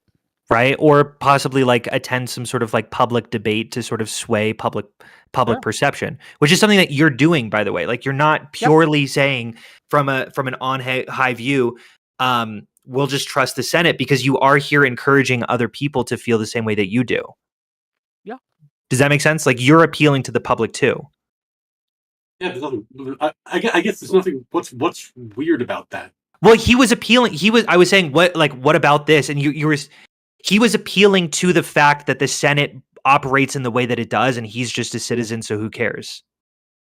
I wouldn't say who cares. I would say that like that's my interpretation of your argument. I would say I think we can have interesting arguments about the filibuster, what it does, and where I think on this panel appear to be above the average, above the median voter in terms of knowledge of how this stuff works. And I think we can have good and interesting reasons why we support one side or the other. But I think there's also probably good and interesting reasons why, even with slim majorities that could reinterpret the rules and use the nuclear option for legislation that has not happened regardless of party control for however long it's existed, even when it's been used in an obstructionist way. I think probably both parties in the Senate are realizing on these thin majority lines, like, I'm not going to like what happens next election cycle if we abolish this. Okay, well then I guess my question is on, let's say it's thin majority lines. We gotta let Vigilante in here in a second. Sorry. Okay, yeah. I'll be really quick. Be quick. Sorry. On those simple majority lines, should we just not do anything? You know what I'm saying? Like, legislatively, what should a simple majority do? Should the government just basically sit stagnant for 4 or 2 years until not 4 years, for 6 years until my answer is I don't think they're filibustering literally everything. And if they are, that we might have a different case. And then I think there might be real legislative punishment, but they're not, right? I don't think they're filibustering literally every bill. So we have ways to bypass it for things that matter. If they were filibustering literally everything, would you at that point say filibustering is wrong? You know, I might draw up a picket sign at the point of, if they filibustered literally every bill that came to the Senate, maybe I would switch sides. I think if they were filibustering everything that came to the Senate, I'd be saying vote for the other guy. Like, vote these guys out of office. Like, they deserve to pay an electoral price. But you recognize that we're so ideologically driven right now that likely won't really make a dent, right? If we're that ideologically driven, then nothing solves the problem. No, you can't operate that way. You really believe that if we're that ideologically driven, there's no way that we can change the function of the government? If you're saying it's impossible to get good people in government, I'm not saying it's impossible. Yes, it is not possible that the rules will fix that problem. No, can I point to something? Can I point to something? Fucking Quickly, really recently. I know. I'm sorry. I said I would take a little bit. You are filibustering Vigilante. True. $50, and you're not going to filibuster my $50. From Pondering Politics, exploring the limiting principle more. Why not increase the threshold to 75 senators? Since the Senate is elected the same way the House is, direct jurisdictional popular vote, why not a House filibuster? Why not a SCOTUS supermajority to strike laws? Go ahead. Do you want to respond to that? Or I guess I was filibustering Vigilante. Yeah, we're filibustering Vigilante. So. Yeah, Vigilante needs to get in here. Yeah, but you guys should answer Josiah's question there. I'll answer it at some point. Yeah, we can get that. Yeah, so I want to point out a few things. One, we're not a federalist country. I mean, you Ryan, you keep bringing up like we're not. The Federalist Papers failed for a reason. We do have some Federalist elements, but we have a Federalist. But it's a federal democracy. Yeah. Yes, but like we don't. It's not federalism in the way that you're talking about. Like the federal government has more control than the states, and it has more control than the states for a reason. The filibuster prevents the government from having that control. It prevents the government from actually passing laws. It prevents the government from actually having progress. And it prevents the representatives from actually representing us and doing the will of the people.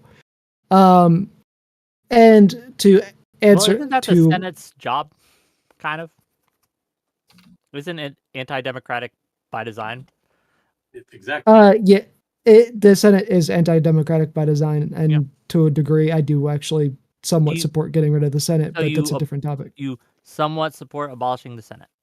Is that true for you as well, Staxiums? Do you somewhat support abolishing the Senate? Somewhat. Like in theory, I would. I'm not. I don't have strong opinions about that. I see Maybe. I see the pros. You'd be okay with it. You'd be cool. I'd listen to it. I'm not tear the thing down, but like. What about you, Tachyon Blue? Are you somewhat okay? Are you agnostic on abolishing the Senate, or are you? No, I'm all for the Senate. I think that the Senate serves an important function and check on our system, on democracy, and also its representation to different interest groups, like the states, obviously. People who live in the states, I guess. And I also wanted to answer Whick's question that he posed earlier. The question that he posed about like what the benefit of removing the filibuster is. I believe that it would get people to actually care more about the people that we put in office. because we'd actually have to pay more attention to the people that we put in office because they would actually have more control over the laws that we pass. Because more stuff would actually be able to go through. So people would actually have to pay attention to who we are actually putting in office. So people would actually just a quick, because care I'm not more. actually sure which gets more voter turnout statewide. So like in Florida, during a state election, do they have lower turnout or higher turnout than federal elections in Florida? Obviously lower, right? Lower Okay. for sure. Yeah. So For sure. again, to your argument there, Vigilante, given that most states don't have filibusters, right? Most states don't have these procedural rules. Well, I could be wrong on that, right? So don't quote me. But it's a sure lot the states easier have to pass filibuster. something on a local level than it is on a federal level. Why is it that no one cares about their local elections? It's because the median voter sucks. Okay. There's also a lack of access to like local news, and for instance, I think too. I would say Could I would say it's because most people aren't as informed on their local Yeah, but election. It that's doesn't your get argument, as much right? Your it doesn't argument get is as that much if we got, coverage. yeah, your argument though is if we got rid of the filibuster, they'd have to pay more attention. That therefore they'd become more involved because it would be easier to pass through laws that would affect them. But that doesn't seem to be the case because they don't give a shit about the local elections. But I see people with their hands raised, and I do because My he did hand is pay me raised higher. money. I do because he did pay me money. I'll Wanna answer get an Josiah's answer question. from you, Chris, and yeah, And- go ahead. All right. 14 So states do first, permit the filibuster. Just to let you know. before I respond to Josiah's question, I want to go back to Vigilante's claim that we're not really a federalist system. I don't think this is a good capture of this because one of the points that is made in the Federalist Papers arguing for the Constitution is that we have a mixed system, partially national, partially federal, in the sense that part of it is DC dominated, part of it is relies on the states. And one of the arguments that Madison and Hamilton make against the anti-federalists who think that the national constitution aims to eliminate the state governments is know that actually this federal government doesn't work if we don't have states that are doing the bulk of the work. And I think that Ryan is right that the states do actually do the bulk of the work. They have these things we call police powers. If the federal government had to handle things like municipal legislation, speeding limits, and everything else, things would collapse, right? So I'm just looking at the last legislative session for the state of Texas. There were 11,800 total bills filed, 4,550 passed into law in the state of Texas. Now, granted, a lot of those are just resolutions to like recognize somebody for doing something good or whatever, right? But those are things that have passed the legislative body as a law or affirmed in the state legislature of Texas. In the 117th session of Congress, the previous session of Congress, right? We're in the 118th session right now. We had 1,234 enacted pieces of legislation. So like in one session, 1-2 year period in Congress, we had a fraction of what Texas has done in just like one very small period. So I think we underestimate sometimes how much states are actually doing in terms of the laws that they're enforcing, that municipalities are enforcing, that cities are enforcing. We do have a federal system in many ways. And I think we have a perverted priority that we do primarily engage in national politics at the expense of local politics. What Tachyon Blue said about like an information problem, I think is totally true, right? If you go to try to engage in local politics, one of the problems you find if you go and try to figure out who's running for your city council, for example, you'll find that you've lost a heuristic tool. You look at the ballot and you don't have D's and R's behind names. And so if you're a partisan kind of person, you've lost a source of information. You don't know which of these people you align with. So there's a higher burden in some ways, it feels like, to try to learn the things that you need to get engaged in local politics. It can feel overwhelming, right? When you start multiplying the number of offices you have to vote for, I don't know what this person does. What does the city manager do? What does this person do? What are even these things? Like it gets overwhelming. So I understand why, voters are dumb and all this stuff. So it's hard. It is hard. You should be engaged in local politics. Let me answer Josiah's question and let other people He answer. paid an additional $10 to make sure Ryan answers too. Oh, he says, I'd also like answers from all the pro filibuster team, please, not just the professor, because the professor is the least committed Fine. to it. I'll commit to it. Okay. I'm committed to the filibuster now. Are you happy? I'll answer his question. Why not increase the threshold to 75 senators? They could if they wanted, but that would be a rule change, which would require 60 senators to vote for it, right? Or if somebody, but would you be against it? Again, I have. We know they can. my threshold Right. of care for procedural changes is a little bit lower. Like it's an in principle thing versus a procedural thing. Like it matters to me. Now, I think the way things have been for over 100 years has worked pretty well, and we probably haven't changed it for a reason. So I would want to see a positive argument But for increasing it to 75. The filibuster is being used in ways that it hasn't in the last 100 years. Yes, and so that might be a good argument for procedurally changing it. No, but it is a good certainly, argument. Thank you for coming to it is an argument you could present, and I'm arguing against it.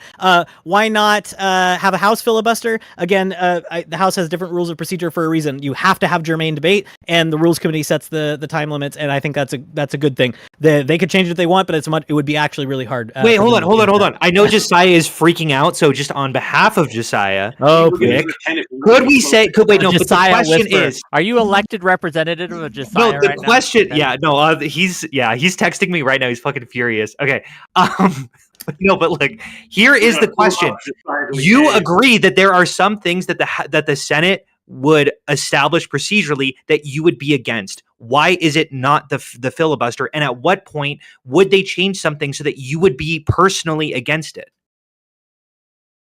What The question isn't what could they do. If that was the question, we would all go, yes, the filibuster is allowable, and we all agree that it can happen. We'll let you, Chris, consider, and we're going to give the ball to Ryan, and maybe he has an answer that would satisfy you both more. So the question was, why not 75? Why not in the House? Why not require 8 or 9 justices on the Supreme Court to agree? And I think the answer is that over time, as we've worked through our federal system, we've arrived at procedural rules that are more or less reflective of what these bodies are intended to do. It would strike me as weird. It's maybe not impossible, but it would strike me as weird for the House to have a filibuster given their role in the system. A 75 vote filibuster, I think we all agree they could do it in the Senate. It strikes me as a bad idea. I think if I recall right, it used to be 66 and it moved down to 60, which, I mean, again, this is super in the weeds in terms of what's better and worse, but that strikes me as an improvement, because 60, maybe you get 10 seats in a compromise. 66 might be too hard, but am I going to die on the hill of 58 versus 60? No. No. It's not 58 versus 60. It's 60 versus 100. Why would you be against? Why not have something that is 100%? You need unanimity. Because the goal is to foster compromise with the other side by giving negotiation leverage to the minority. Okay. 60 does that. 58 would also do that. 100 seems like a hostage situation. So I think that we've come to a rule that is not perfect, but strikes me as better than the alternatives, bracketing the fact that, I don't know that 58 versus 59 versus 60 would be that big a difference, but more or less. I'm also really curious because Josiah, man, you should probably just get in here. Josiah, would you be against? Are you allergic to money? He's paying you to read. I know. Look, I'm very bad. Look, if I was better at the promotion thing, if I was better at actually monetizing this shit, I'd be making a lot more than I am. I agree. I'm not very good at it. My instinct is to just, let's talk, right? But yeah, again, the same question, but in reverse, right? Why not? Why stop at abolishing the filibuster? Why not just abolish the Senate? The Senate's anti-democratic. The Senate's getting in the way of doing something. I am fairly certain Josiah would be okay. Well, that's because my fucking argument isn't based off of, people can do whatever they want to do. My argument is utility. And I'm saying utility speaking on the terms of utility, I think it's better without the filibuster. However, I start asking Eucharist, and he goes, they can just do whatever they want. That's how that's how the Senate works. They can make any sort of rules that they want. Speaking of making money, Honkler 303, tier 2 member. Thank you. For 8 months? Why? Why are you paying me money for 8 months? But I love it. Thank you. Continue. In modern politics, no advantage is left unused. It's time to take the toys away until Congress can learn not to put Legos up their nose. # end filibuster. Then $2 from Soggy and Stu. But also, you're so bad at it, you just made more money. Go ahead. Sorry. No, go ahead. Sorry, other people need to talk. No, you're good. We also want to say here and pretend like the filibuster has this great, rich history. Like, do we want to? No, we haven't even acknowledged where the filibuster comes from. Do you guys even realize where the filibuster started? Yes. The filibuster started to protect. Yes, it started to protect slave owners. It was used to protect slave owners and slave owners' rights and to protect Jim Crow. The majority of its original use was to protect that shit. And you'll never believe you'll never believe what the United States of America used to stand on.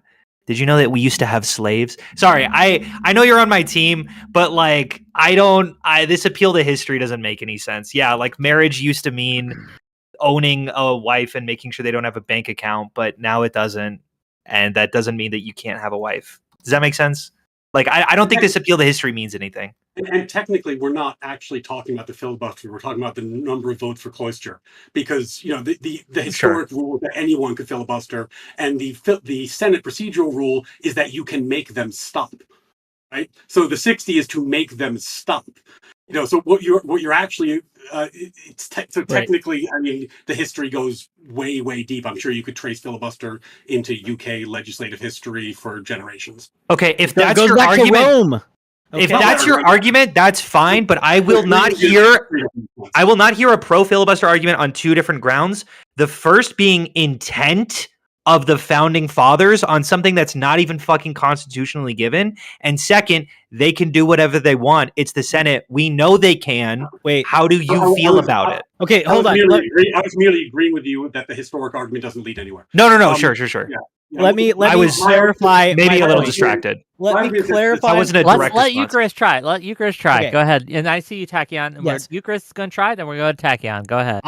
I think, I would like to hope, maybe this isn't true, I've been dumb before, but I would like to think that my position here is consistent, which is, if you're advocating for a change, I need a good reason, right? So my position toward the why not 75 is kind of the same toward abolishing it, except that why not 75 is just completely arbitrary and raising the standard. Why not abolish it is, well, abolish it is the status, or having what we have is the status quo. We've had it for a period of time. We've had opportunities to abolish it, and we have not. So why don't we try to understand why we didn't? Why people thought it was a good idea, why progressives in 2005 were vigorously arguing on principle to have the filibuster as a protection against Republican machinations, right? Why not try to understand those things? And then that's my positive case is stasis, right? I'm a conservative. I buy into the. Do you feel like I haven't? Stereotype. No, I know. But so he's saying, why not 75? Give me a case for 75. Explain to me why you think 75 would be good, and maybe you could convince me, right? Maybe I want a more obstructionist government. Hell yeah, let's do it. But no one's tried to convince me of that. So the arbitrary question, why not 75, is like, well, if the people involved in this deliberative process sit with their rules, again, going to the intent of the founders of what the Constitution says, they get to make their rules. If they sit with their rules and they find a good prudential reason why 75 works better than 60, you know what? They can do it. That's why I'm saying they can do it, right? No, but that's not the No, hold on. What I said from the beginning is I'm not going to sit from on high and establish governmental rules of procedure that I think are best. Right? These are things that have developed discursively over time in a deliberative body. I'm fine with it. I adopt what a view of politics that is averse to what Adam Smith called a man of system. Okay, I'm going to read a quote for you. I just so you can get into my head a little bit. Adam Smith says, there are people basically who allow things to develop, naturally, figure out things discursively. The opposite of this is what he calls the man of system, who, on the contrary, is very apt to be wise in his own conceit, and is often so enamored with the supposed beauty of his own ideal plan of government that he cannot suffer the smallest deviation from any part of it. He goes on to try to establish it completely and in all parts without regard either to the great interests or the strong prejudices which oppose it. I am not a man of system. I do not sit from on high and say, I know what is best and I'm going to impose it. I'm going to try to convince you that it's right. I think the status quo is kind of nice and I could see prudential reasons to go for or against it, but I'm not convinced by your arguments that letting it go right now,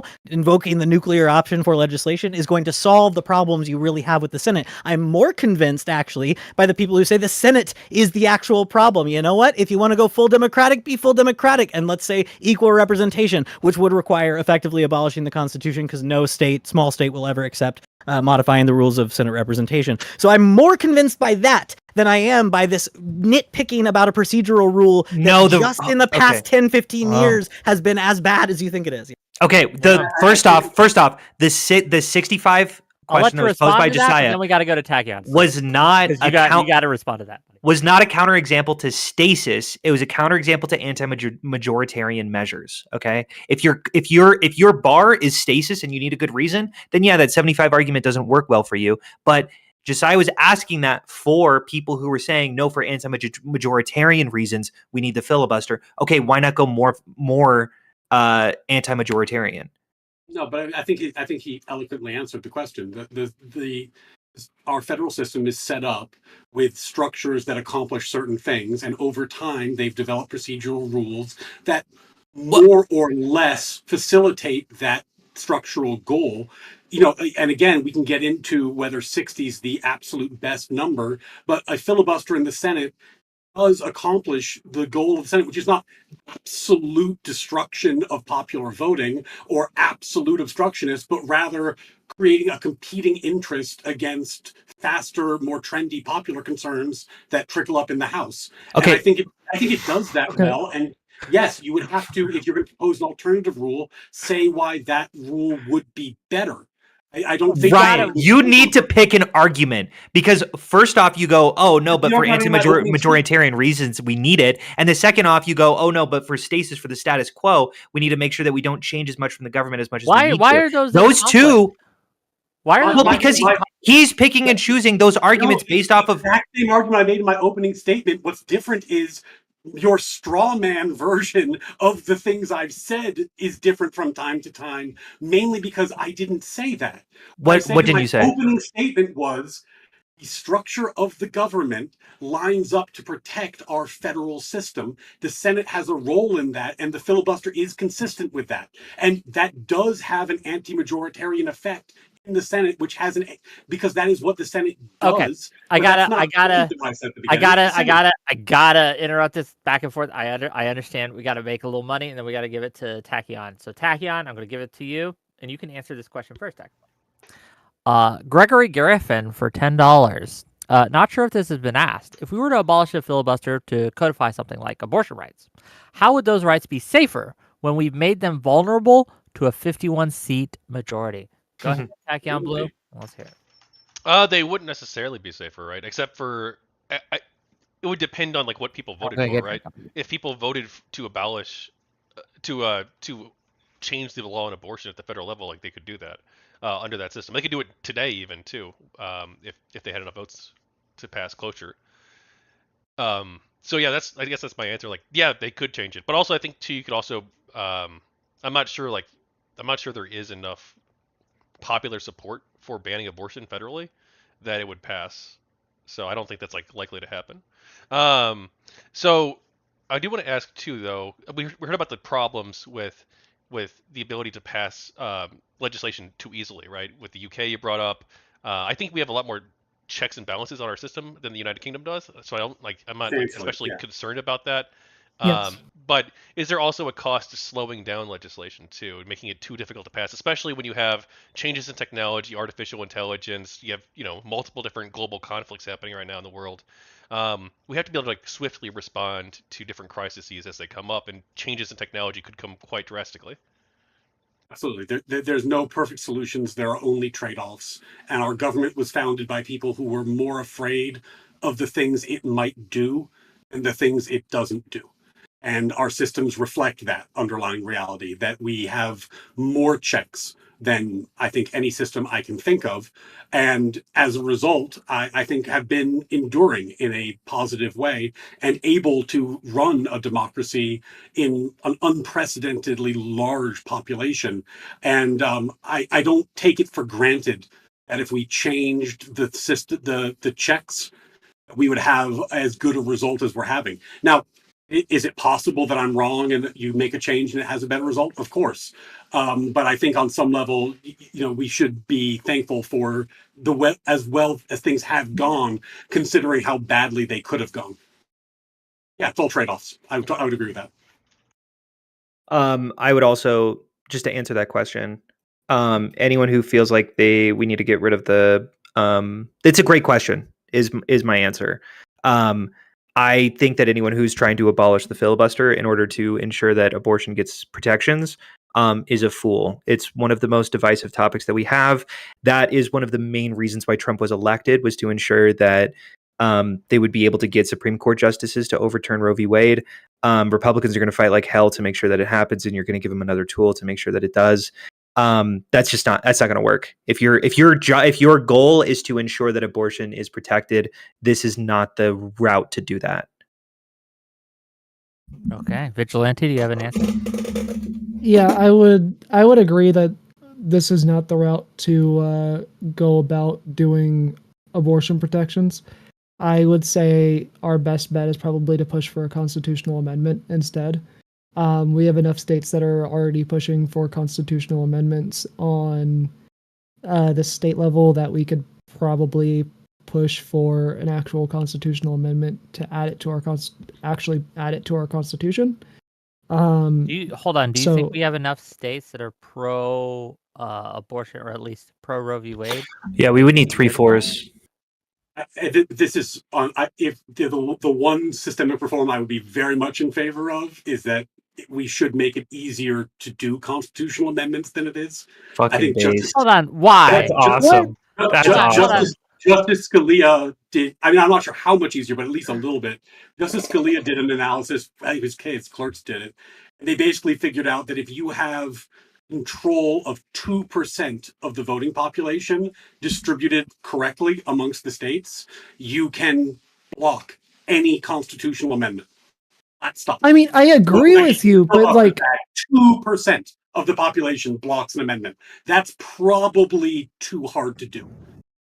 I mean, so I agree with you, but like that doesn't feel consistent with your position. Like my position is I think we should hold a constitutional convention like every 20 to 50 years to modify the Constitution. Not a bad idea. Like, I think that's actually not. It was brought up at the founding. It was rejected, but it's not a bad idea, or at least some mechanism. I'm not sure what the perfect one is, but something to make it a little bit easier than it is. Just because, if anything, if anything, it would make my life easier as an originalist. Because that's the Achilles heel of originalism is we say like, well, wait, how the fuck are you an originalist and asking to modify the Constitution every 50 years? I mean, because the idea because one of the founding fathers. Hold on, I will actually defend him on this. One of the founding fathers, Jefferson did, sure, but like that's not what originalists mean. They do the whole bulk that. Are you okay? The original. That's not what originalism is, where you just pick and choose the founding father that agrees with you and go see. Okay, gang. If you're a principled originalist, your position is you should faithfully follow the Constitution in the meaning it had when it was enacted. So if you amend the Constitution, the meaning changes. It's not that complicated. Okay. Gang, I don't want to keep you guys all day, right? We've gone about 2 hours now, right? This has been a pretty interesting discussion. I don't think we've gotten to all the places I'd like to go, but we got to enough. Gang, I'm going to give all these lovely individuals an outro, and their links to their stuff is in my description on my YouTube. But yeah, let's get to that. And I don't know if we're going to have Collins or not. We'll find out. But let's give it first to Vigilante, and then we're going to end with Ryan. So that's the order we're going to go in. Vigilante, closing thoughts. Yeah, so I still think we should abolish the filibuster. I believe it would make it simpler for laws to get passed. Yes, I can understand the concerns of laws swinging back and forth. But I do believe that would, with people's focus on federal elections, generally speaking, I think that would cause people to focus more on who they are actually putting in office, and we would actually vote the bad actors out of office more often. And we would actually possibly have a decent government if we actually were to get rid of the filibuster, because we would actually be able to get stuff done, whereas right now we don't really get anything done because of the filibuster.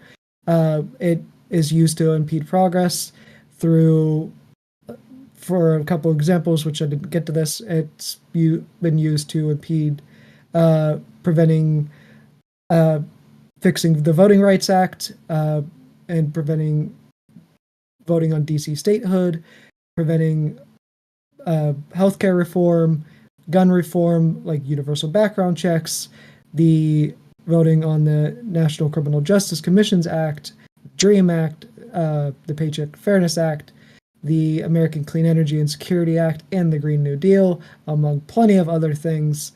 While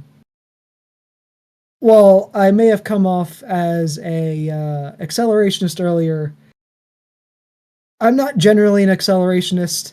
I did that for dramatic effect, but it's.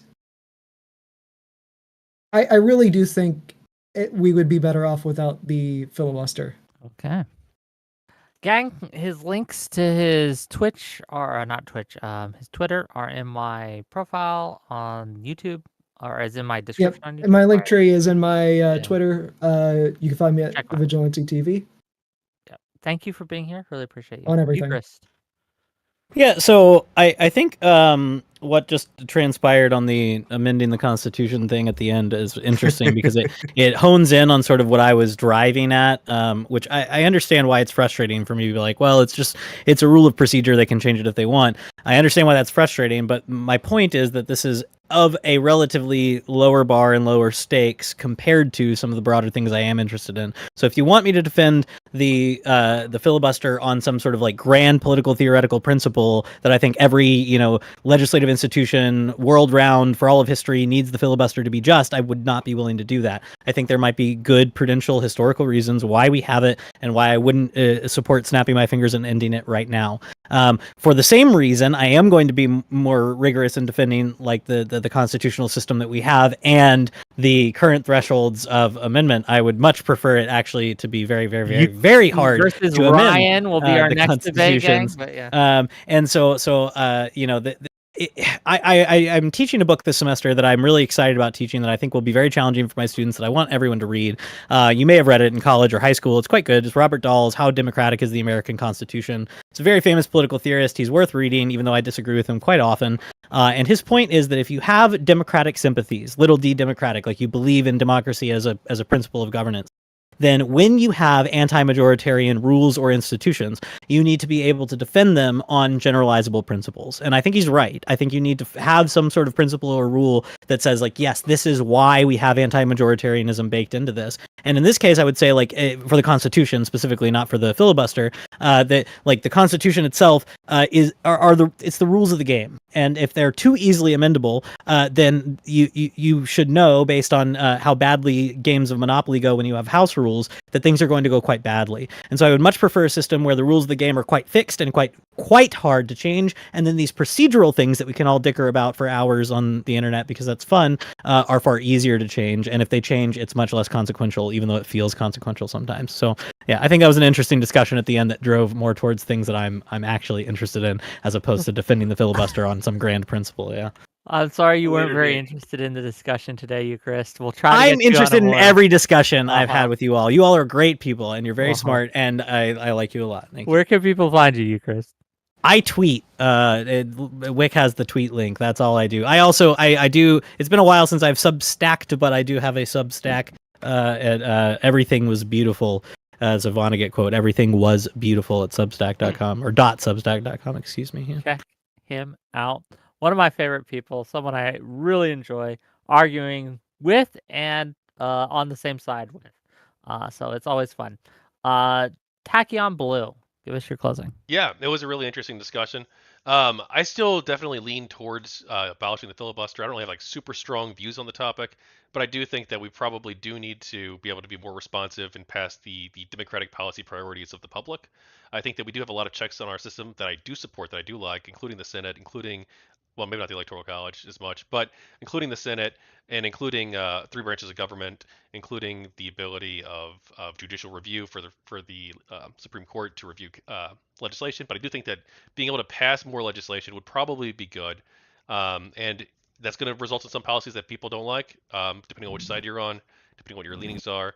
But I think that ultimately that practice of democracy is going to be good. I think it's also going to require politicians to actually put their money where their mouth is and actually vote on the bills the way that they say that they're going to, which I think will also help restore a little bit of trust, perhaps as well. I'm Tachyon Blue on YouTube, Kick, and Twitch, and I'm also working on a Kickstarter. I've interviewed over 70 people involved with Gamergate. I'm sure most of you probably are super familiar with that, but if you're wanting to learn more, be sure to check out my content. Or about a month or two, I'm going to be launching a Kickstarter campaign for the book, so definitely check that out. Check him out, gang. Links to his YouTube are in the description. And yeah, really appreciate you being here. Really appreciate you being here last minute. So I do thank you for that. Staxiums. Yeah, I'm Staxiums everywhere. If you, Twitter, YouTube, and TikTok are the main places that I post. I'm just gonna give a final point that I didn't get to cram into our conversation. It was mentioned a little while ago that that essentially there's, you can either that electoral losses is the check for this. And I guess my question is, like, at what point, like, for example, Trump prevented a bipartisan reform of the border to blame on Biden and received no electoral punishment for it. Everyone blamed Biden instead. So because electoral losses didn't happen, is America too far gone? How do you know that? What do you mean? Well, we don't know if there's electoral consequences. I guess I'm saying polling after the case. And I think that largely speaking, Trump supporters don't blame Trump for it, given polling. I understand that we don't have the results yet. Okay, closing statements. This is closing statements. Closing statements. No, yeah, my fault. Maybe I shouldn't have included that because that was a point. No, that should have it's gone fine. in the That's another argument, though, right? But it is. anything else? Thanks for having me, Whick. I Yeah, appreciate you. Always a pleasure. I always like having you. I'll invite you on more often. Actually, I want to argue both with you and for you in different topics. Last but certainly not least, Ryan Mullally. Yeah, Ryan Mullally. You can find me on Twitter, X. My last name's impossible to spell, so I'll spell it Mullally. And I really appreciate the good faith dialogue. I think that we kept it above board and flushed out some interesting issues. And I'm going to end basically where I began, which is that at heart, I'm a structuralist and originalist. I think that it is important to have a system that builds its legitimacy over time. And the way it does that is by dialing in its rules, honoring its procedures, and honoring its structure. And I think the filibuster more or less aligns with what the Senate is meant to be doing. I do think, though, that there are problems with our system. We talked about some of them now. And I guess since we got into that topic, which is a little unexpected, I'll share with you that, I view myself as a reasonably intelligent guy. And I swear I was 30 in law school when I first came to really understand how the federal system works. And that isn't great. I think that, part of the problem that we have right now is that we have a voting population that isn't necessarily particularly well informed about how our system works and why it works. And as is the case in many areas, education may be the silver bullet here. But maybe we need to change the two-party system. Maybe we need to get ranked choice voting. There need to be consequences for malfeasance. There needs to be accountability so that politicians that aren't acting like statesmen are removed from office. And if you don't have that, no system survives its absence. Thank you for being here, everyone. Gang, this will be my last stream for the week. Okay, so I'm going to take Friday off, and unless something crazy happens, Saturday and Sunday as well. But we'll be back at it next week to discuss a whole host of issues. Anna Kasparian finally left the left. What does that mean, if anything, for discourse and everything like that? It should be very fun. And is the left too much of a purity test? Right? Is it too pure? Right? We'll discuss all that. Yes, I'll save you the panel. Sure. Okay, but I'll gladly join that one. Yeah, I'll join that one too. Yeah. For now, though, we're gonna raid out. We're gonna go to Prime Kai. Remember to like this, like and subscribe if you want to help me out and you don't have any money, right? You're not rich like Pondering Politics, right?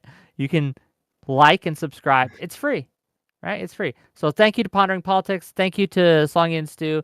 Thank you to Gregory. Thank you to Zetsway, right? Thank you to Testy Johnson and everyone who donated today. It's going to help build my sister's army. Okay. And I'm going to need your money. I'm going to need your help for this. It's going to be a big one. It's going to the pocketbook. So I need you to open your wallets and help me to purge the heretic. But anyway, we're going to Wait, hang on. My daughter has something to say. Say it. Oh. Hello. Say subscribe to Whick. Guys, Whick. There we go. Yeah. Thank you. Adorable. Adorable. See you guys later. That's beautiful. Bye-bye. 1, 2,